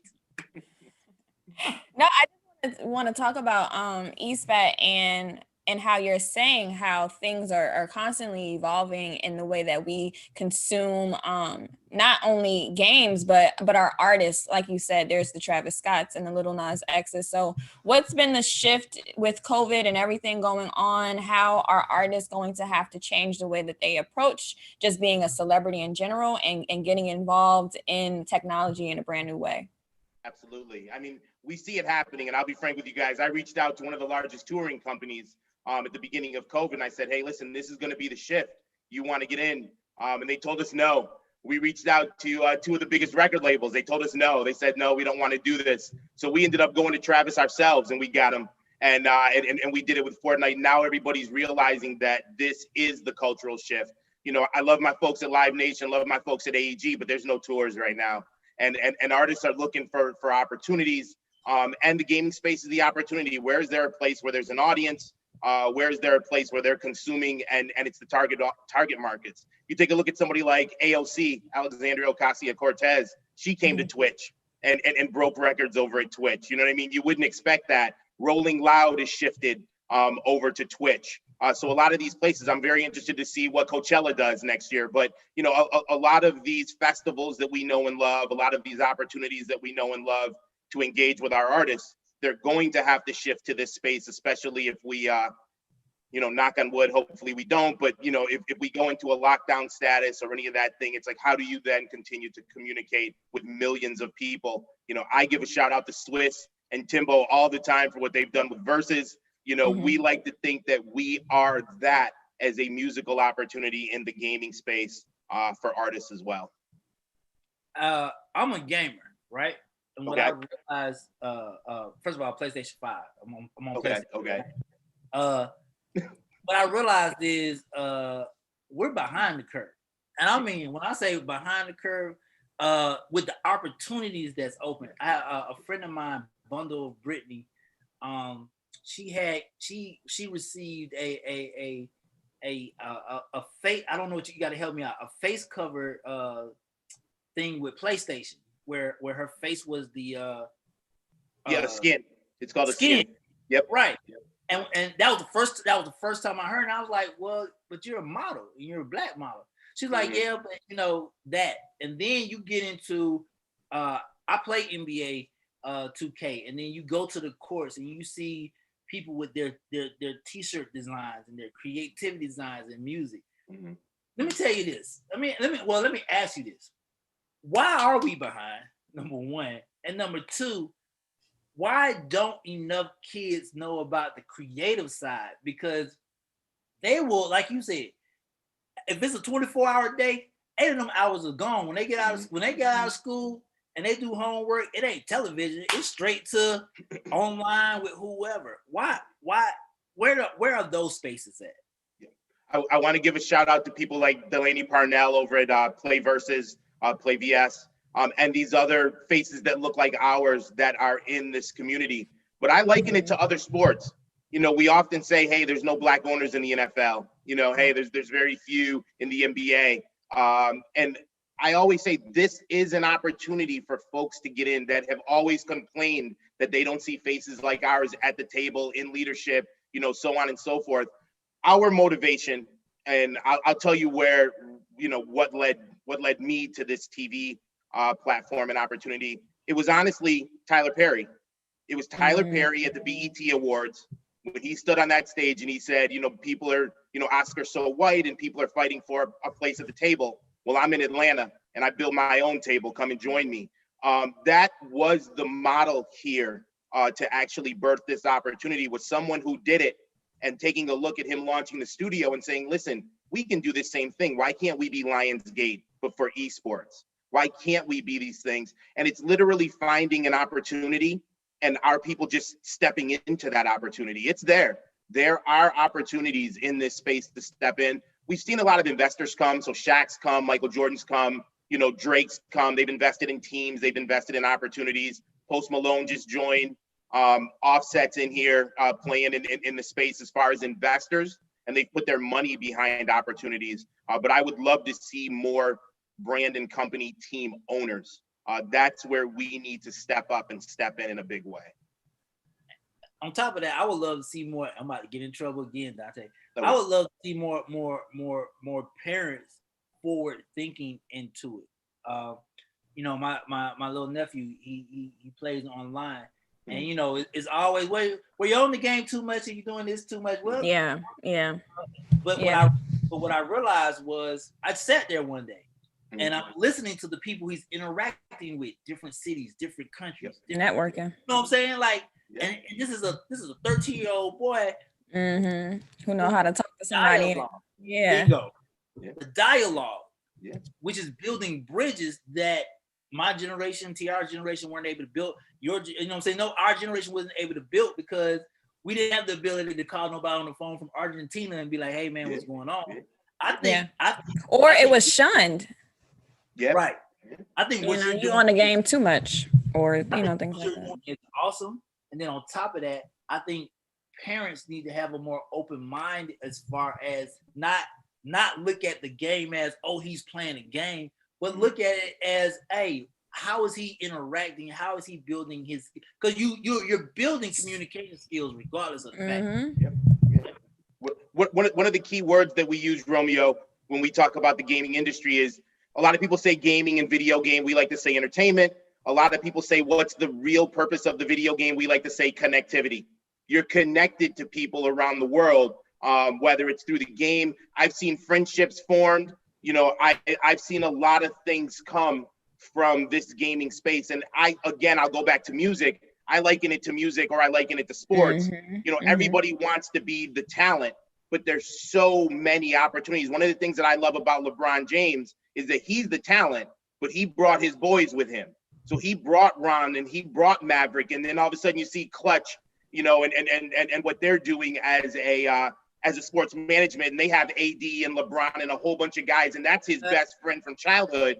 So he actually was the talent, but created millionaires around him, and he took the Jay-Z model. Jay-Z said, I'm going to bring Tata and Emery and everybody with me, create Rock Nation, and create millionaires amongst my friends. And there's an opportunity not only for the talent, but an entire industry and ecosystem around the talent involved in this space. So if you have a passion for the game, but you may not be professional status, there's business opportunities here. Development, shoutcasters. There's a lot of opportunities in this space to find immense success and global recognition. Go ahead, Ebony. I'm sorry. I didn't mean to kick Ebony out. I'm sorry. Go ahead, Ebony. No, I'm glad I was able to listen to this, because I was just hollering at my nephew last night about being on the game. I FaceTimed him and he was playing a game and he wasn't listening to anything I was saying. He just got the PS5, so he's literally not listening to nothing I'm saying. So I said, I'm gonna tell my mom to take the game from you. So I guess listening to what you guys said today is definitely a different view on gaming. So, especially Ebony, if you've got a business background, you can teach business within the game. You know what I mean? So there's so many opportunities for you to take that moment and transition it and say, okay, you see what you're doing. Now let me tell you the business behind it. Let me tell you that you can be, you know, a 7-figure developer for the next major game. And let me tell you what that looks like. If you're a college student, here's some intern opportunities for you. You know, this is what it looks like. If you have a true passion, if you're an artist, you know, I say there's artists that make millions of dollars just making the songs that are in these games. You would never think about that, because everybody's trying to be on Billboard, you know, Hot 100.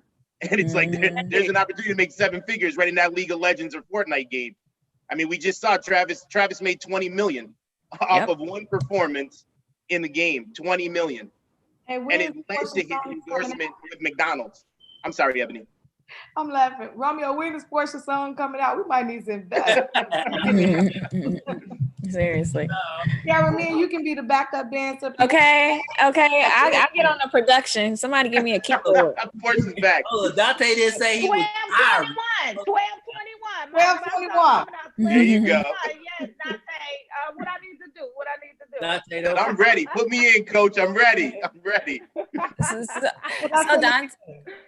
So Dante, before we let you go, we want to know, how can people really get involved in this space at this time? What kind of research should we be doing? What should we be telling our young men and women gamers out there on how to really get active in this space and get ready for this gold rush that's about to happen in terms of what you're doing in that field? Absolutely. Definitely research the space. You know, the Esports Observer, Front Office Sports, you know, start to get into the trade and the business side of opportunity. If you're talent, take a look at the talent opportunities. There's a lot going on. Fortnite just announced that they're going virtual for next year. You may remember last year they had a $3 million tournament. That was kind of an open tournament. You know what I mean? If you're that next Fortnite star, there's going to be an opportunity for you in 2021. But I always say the key to all of this is research, knowing, you know, kind of leveraging the tools that are at your disposal, and really finding out. I always say that it's not a job if you're doing what you love. So the key to anything, you guys are doing what you love. You may not have been able to pick this out as a major in college, or, you know, when you were younger, but if you knew, I've got the gift of gab, I've got interpersonal skills, I've got these opportunities, I love to talk culture, and and it presents itself, you know, rolling out presents itself to you. I think that it starts with understanding your talents, who you are and how to apply those talents to this category. So first start introspectively, go research, reach out to me, reach out to some folks. I'm always available to talk. Reach out to some folks that can help you, and definitely start to network within the community. It's a perfect time to do it. Everybody's willing to talk right now. It's you know, we're away from the offices, so you can reach out to anybody right now, and you can likely get them. I love it. Yeah, 12/21 song dropping. I'm gonna go ahead and contact you, Dante, so we can put my song in the. We need to talk. If you can't sing, get the publishing, get some folks under you. I'm telling you, y'all go to E Beats Music. There's a whole brand out there that's all that they do, and they're doing very well, very well. So yeah, let's talk. Let's talk. Absolutely. I know you gotta go, man. But I love the way young Black men have turned gaming into a series. I literally watch people's YouTube series. Like I will watch. They make money. Yes.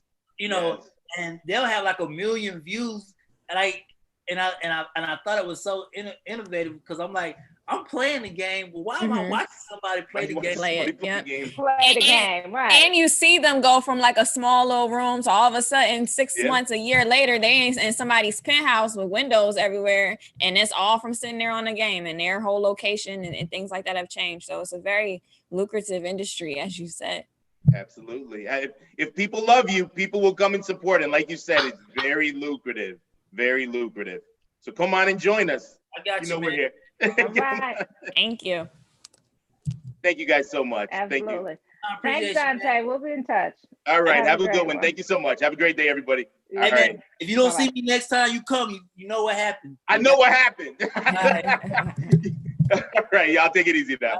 Lord, dude. You too, Dante. Thanks again. Bye bye. Thank you. So, Brent, I want to see more of us. Brent said what I missed. Brent said, what did I miss? Y'all talking about me. What did I miss? Your fiance said you was fine over there. D said you on lock. She said you can't go nowhere. That's what D said. D said she love you. Apparently, representing. Evidently don't care where I go because she ain't gonna post me, but I'll keep our secret to ourselves. Then never mind. It's fine. I'll post my picture. Damn it. It be the men that be wanting to be posted. They want to know how many likes and all that y'all get. Right. They be trying to stake their claim through your page. It's a territorial thing. They just want to be all over. Men don't want to be posted because they don't want nobody to say, "Hey, girl, I know him." No, we don't want that. Shoot, we don't want that either for ourselves. Don't post me. Don't post that. Exactly. Now, what were you done with your report, Tiara? I had one more story, actually. You had something. All right, let's just say one more. Floyd Mayweather, Money Mayweather, said that he's going to, I don't even know if he's in retirement at this point. He does whatever he wants to do because he can, obviously. But he's going to come back February 20th for an exhibition fight against what was his name? Jake Paul. Is that the name? Jake Paul, who just fought Nate Robinson, knocked out Nate Robinson, the YouTuber. So, it's a lot of a conversation about who Jake Paul is right now and what Floyd could do. So let's play the clip and see if everybody is actually going to get hyped for this fight. He just missed the spotlight.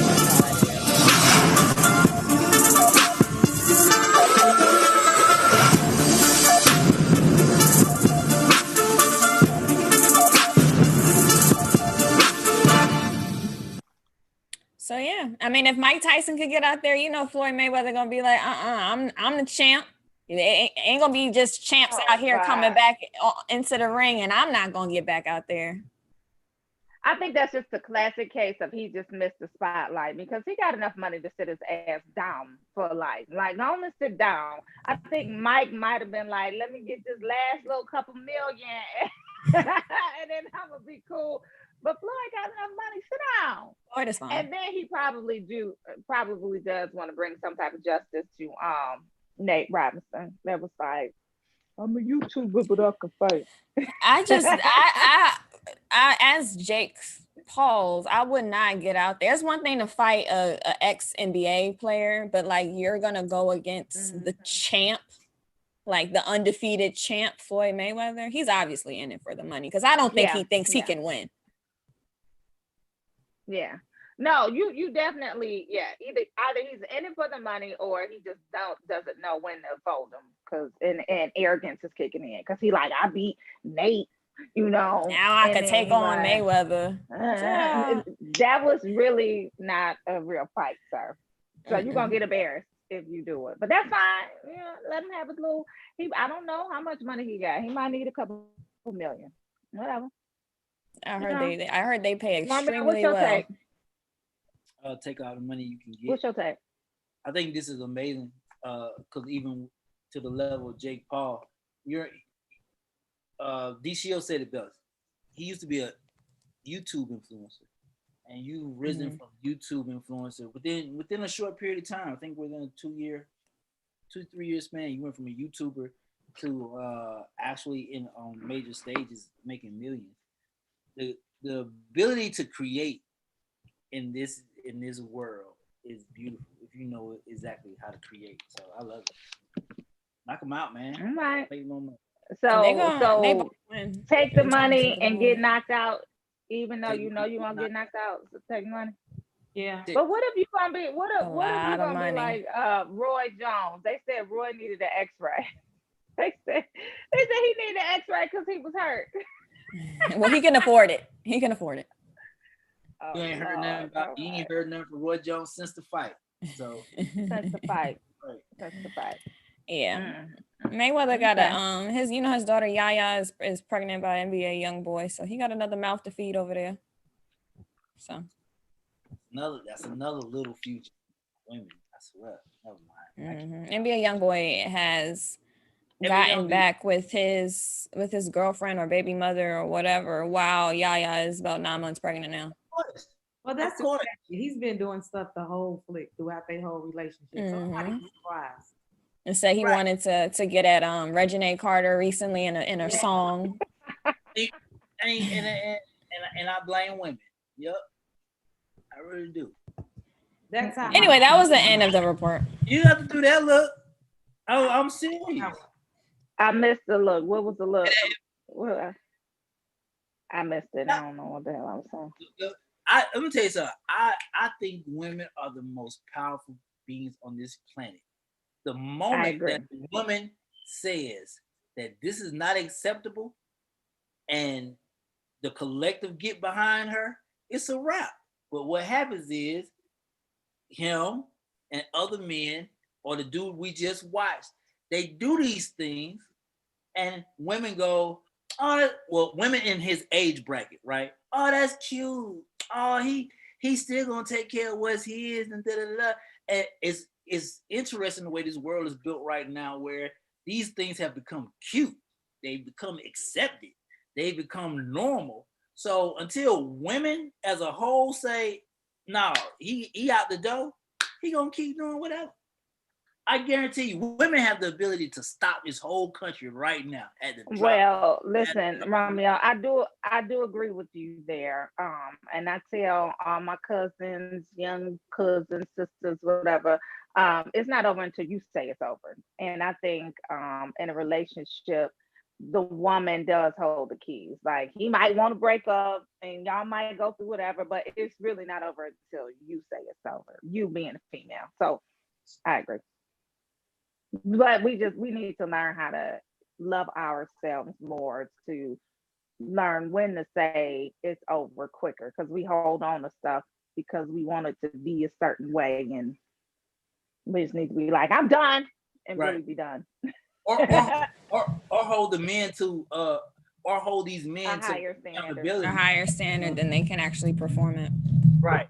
Like, hey girl, I'm thinking about dating so-and-so. Girl, so-and-so got you saw what he did the past 12 times? What are you talking about? What are you doing? Don't do that. And not turn it into a, oh girl, well, it might work out for you. Or it might what?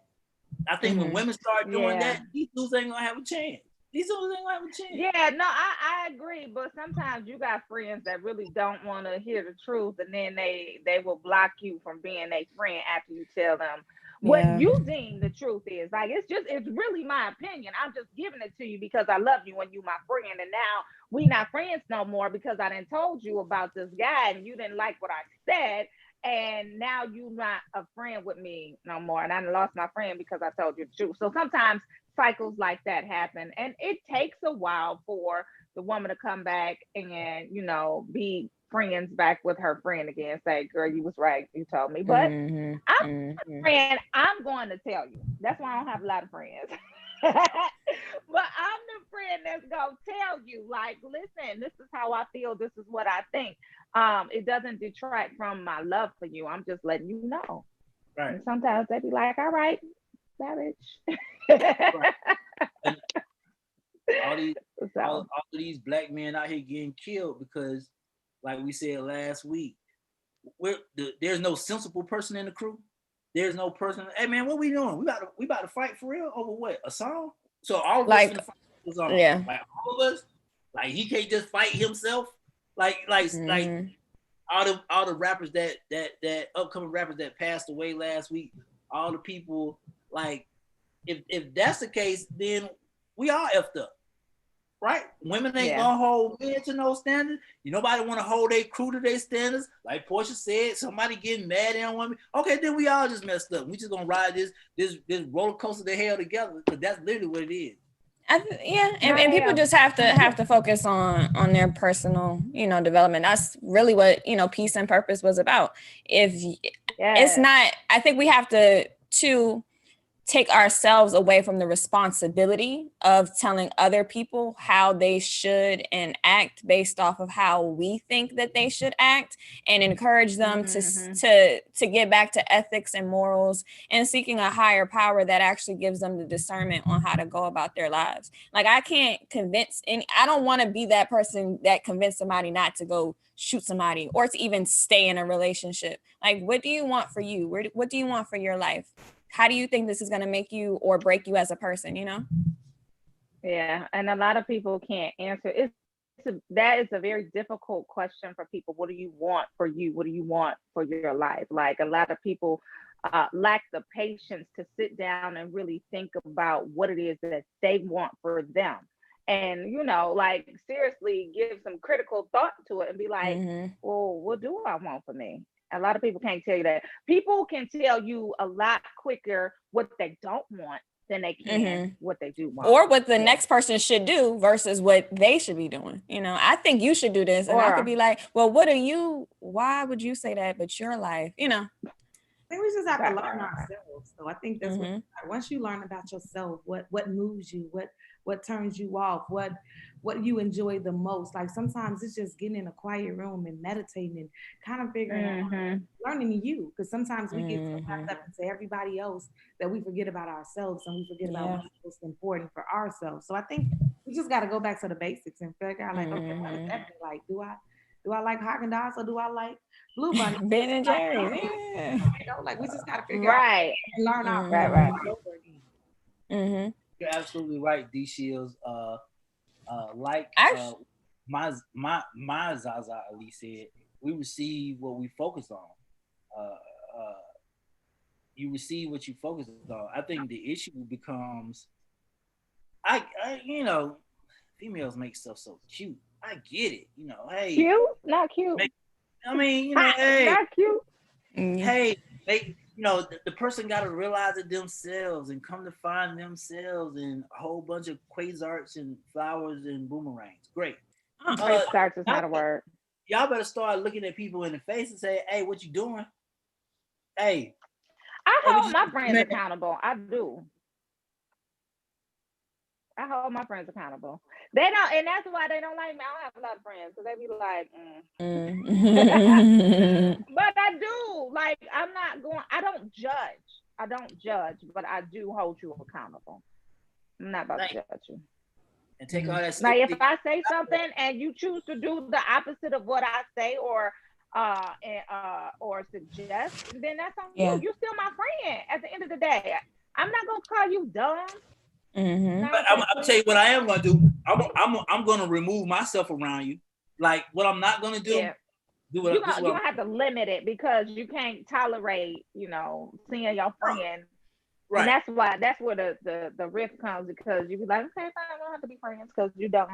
I'm just not gonna tell you don't. There was just one situation where I had to look at a girl. I said, "This man put his hands on you. Are you ready for me to pick you up and take you? Are you ready for me to pick you up and move yourself out now? Oh, Romeo, I'm gonna figure it out. Okay, this is what I'm gonna let you do. I'm gonna allow your dumb self to figure it out. And what I'm gonna do, I'm gonna detach myself from being around you. So whatever happens after this point is on you."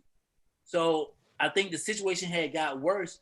And then when it was finally over, hey, I just want to let you know I'm back at my mom's house. I don't care. At that point in time, what I'm not gonna She do needed some is support, Romeo. Yeah, she could have been really doesn't broken matter. into it.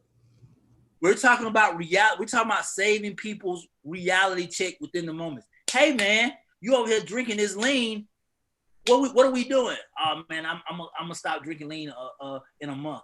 And then you gonna let either you're gonna make a statement about your standards, or you're gonna accept people and their standards. That's basically it. Nobody is Ebony owns Nuvo. Can't no man come talk to Ebony who don't know his place. And hey, I want to talk to you. What you do? I don't know. What you want to do? I don't know. Ebony gonna be like, Ebony on Nuvo. You come and have that conversation. Right. Come on, lady. I love it. Energy. Y'all better start cutting these. Okay, y'all. It's 9:45. It's 9:45. I actually forgot I had one more. I actually had one more quick story just to say. It's kind of a sad story when it comes to Tiana Taylor, who over the weekend, there's been a lot of Spotify Wrapped. So a lot of artists post their analytics and engagement based off of everybody who's been listening to them over the past year in their wrap up.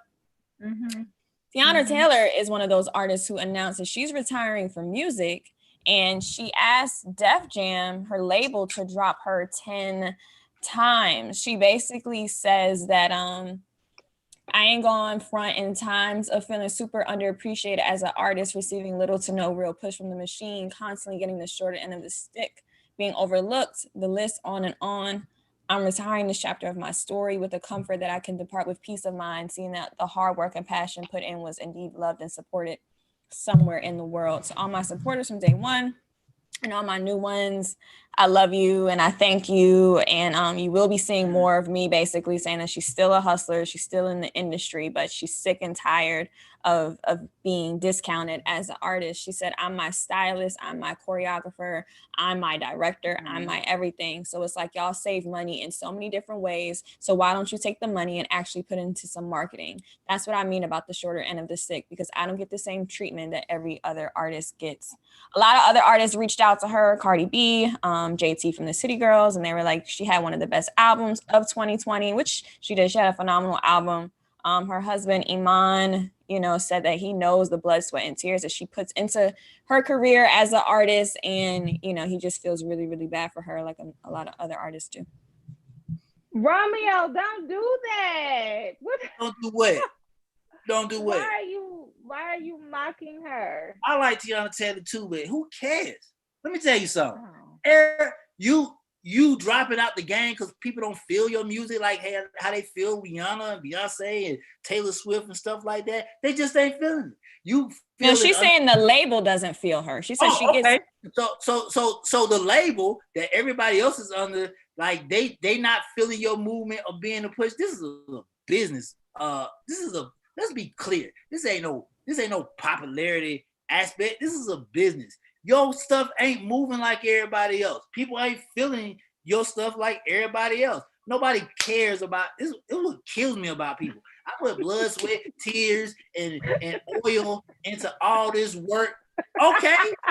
So did me. So did Ebony. So did Portia. So did Tiara. We put blood, sweat, tears, and the stuff we do every day. But we ain't going on social media telling us, oh man, nobody understands what I do every day. Who the freak cares? Either you built for it or not. And apparently your stuff ain't catching everybody else. Yes, people love Tiana Taylor, but they don't love her music. Plain and simple. I love her music. I do. I love her music is too. nice. And I do think she's underrated as an artist. And I think that a lot of times it can get really hard to be an artist. Like Erykah Badu says, keep in mind, I'm an artist and I'm sensitive about my ish. It's one thing to be a phenomenal artist, but we've seen a lot of the greats. Diana Ross has never won a Grammy. You know, there are certain things that happen within the industry and the business side of music that just don't sit right with a lot of these artists based off of the conversations that these executives in white suits are having. I'm not white suits. These white people in suits. I don't want to say old white men, but I said it. But these executives are having because they don't understand our culture.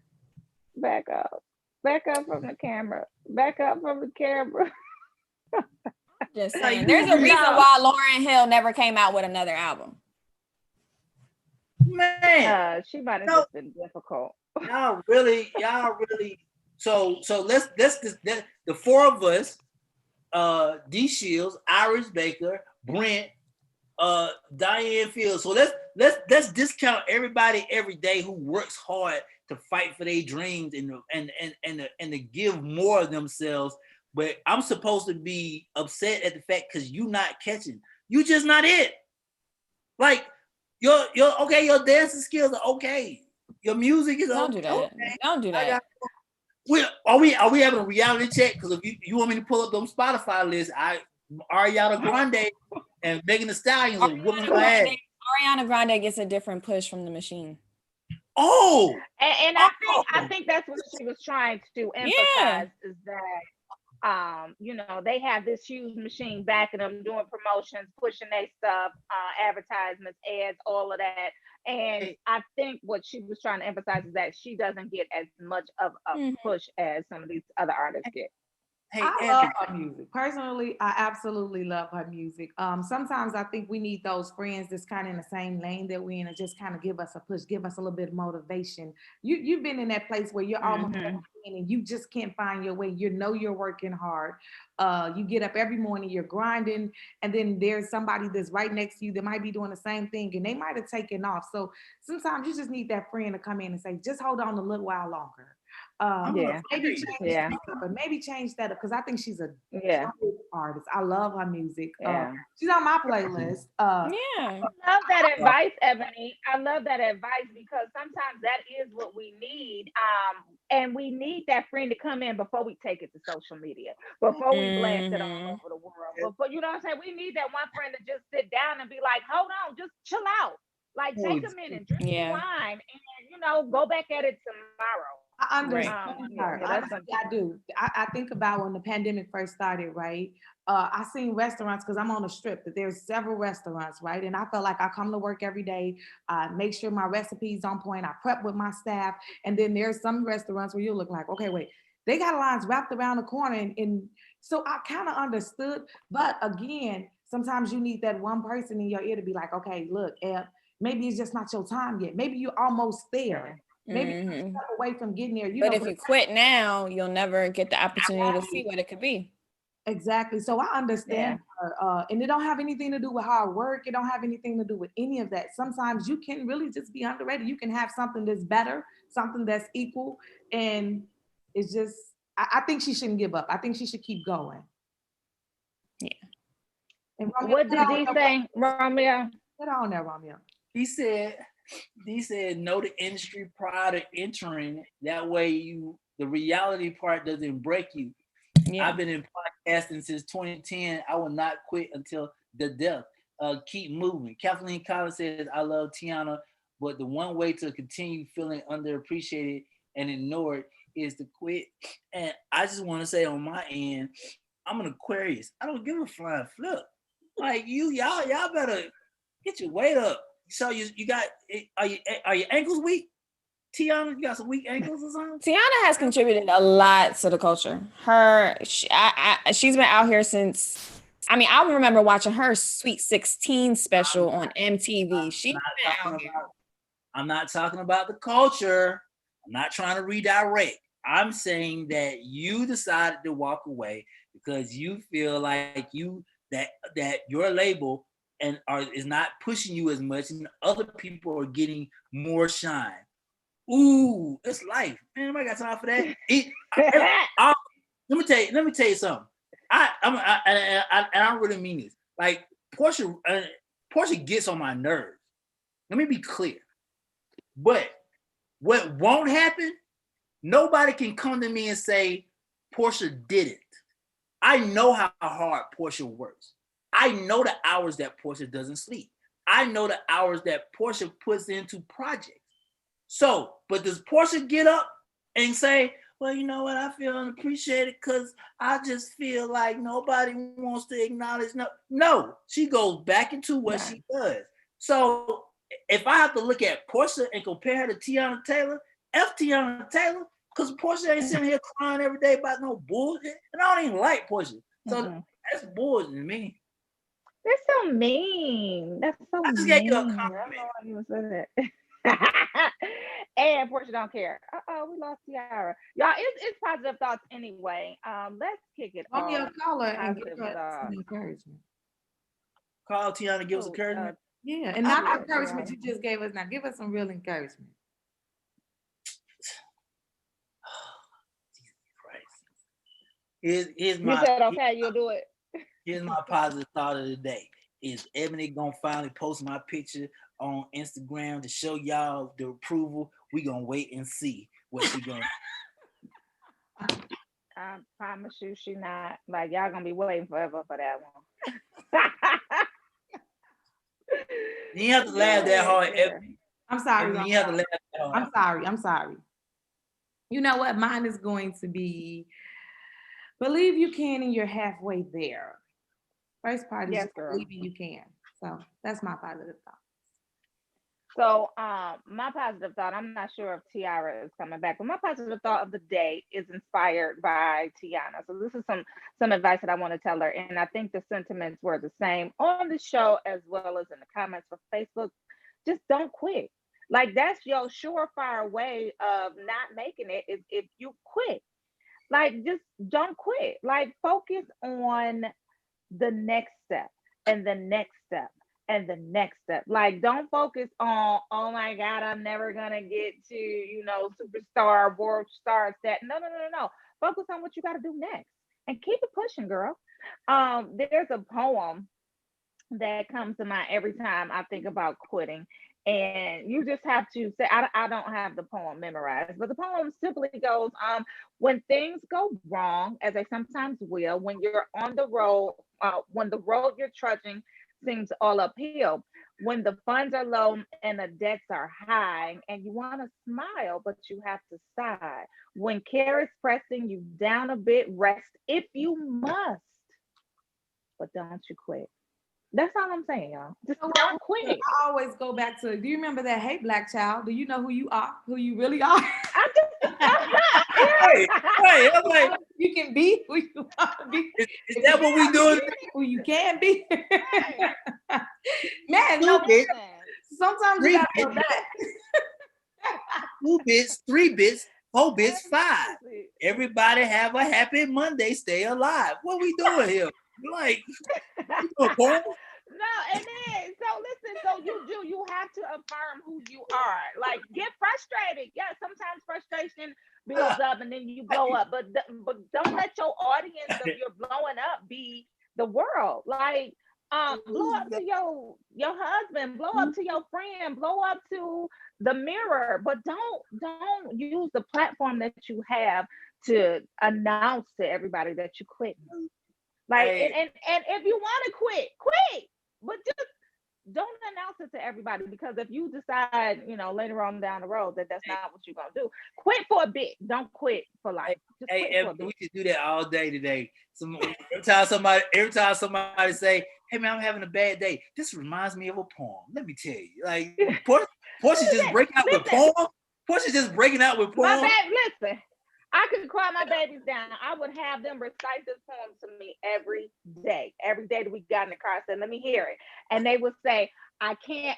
I think it's, I can't. I am because I think I am. I can because I think I am. I will because I want to. I am the hero of my own story. I will. And then I forget the rest of it. But basically, that's what they would say every day in the car. love. I can because I think I can. I am because I think I am. I will because I want to. You know what I'm saying? Like, give us a together, y'all. If you ever give me a motivational poem, I'm gonna kick you in your ankle. Like Motivational Mondays, y'all. Let's get it. Don't quit. If you need to take a rest, but don't quit. Don't quit. Don't quit. Yeah. Rest if you must, but don't you quit. All right, oh, it's your girl, Portia Mornig, Romeo International Avenue. Awesome. We are your morning wake up call crew, and we have fun today, y'all. if you're in Atlanta, go to Nuvo. I'm still not DJing there yet. If you but in Atlanta, go to Nuvo. I'm coming. When I I listen, Ebony, when I do my recording, I gotta come down there in a couple of weeks. So when I do my recording, I'm coming to Nuvo to give me some food, girl. I got you. All right. make sure y'all go there. Even though I'm not there during the week or weekends, but make sure y'all go to Nuvo, have some great food. I'm gonna do curbside, girl. He's not even DJing until the top of the year. What? You just told us you're not doing nothing until the top of the year. That ain't the point. I ain't on schedule okay. to the top. You know what? And Romeo, set my stuff up with the acoustic guitar player. Set it up, please, because I don't want you to be the reason why I'm not great because I'm not quitting. So don't set it up, please. December 21st. Don't play with me. Don't play with me. Don't. and Portia will bye, y'all. She gonna twerk on top of Nuvo couch. Never.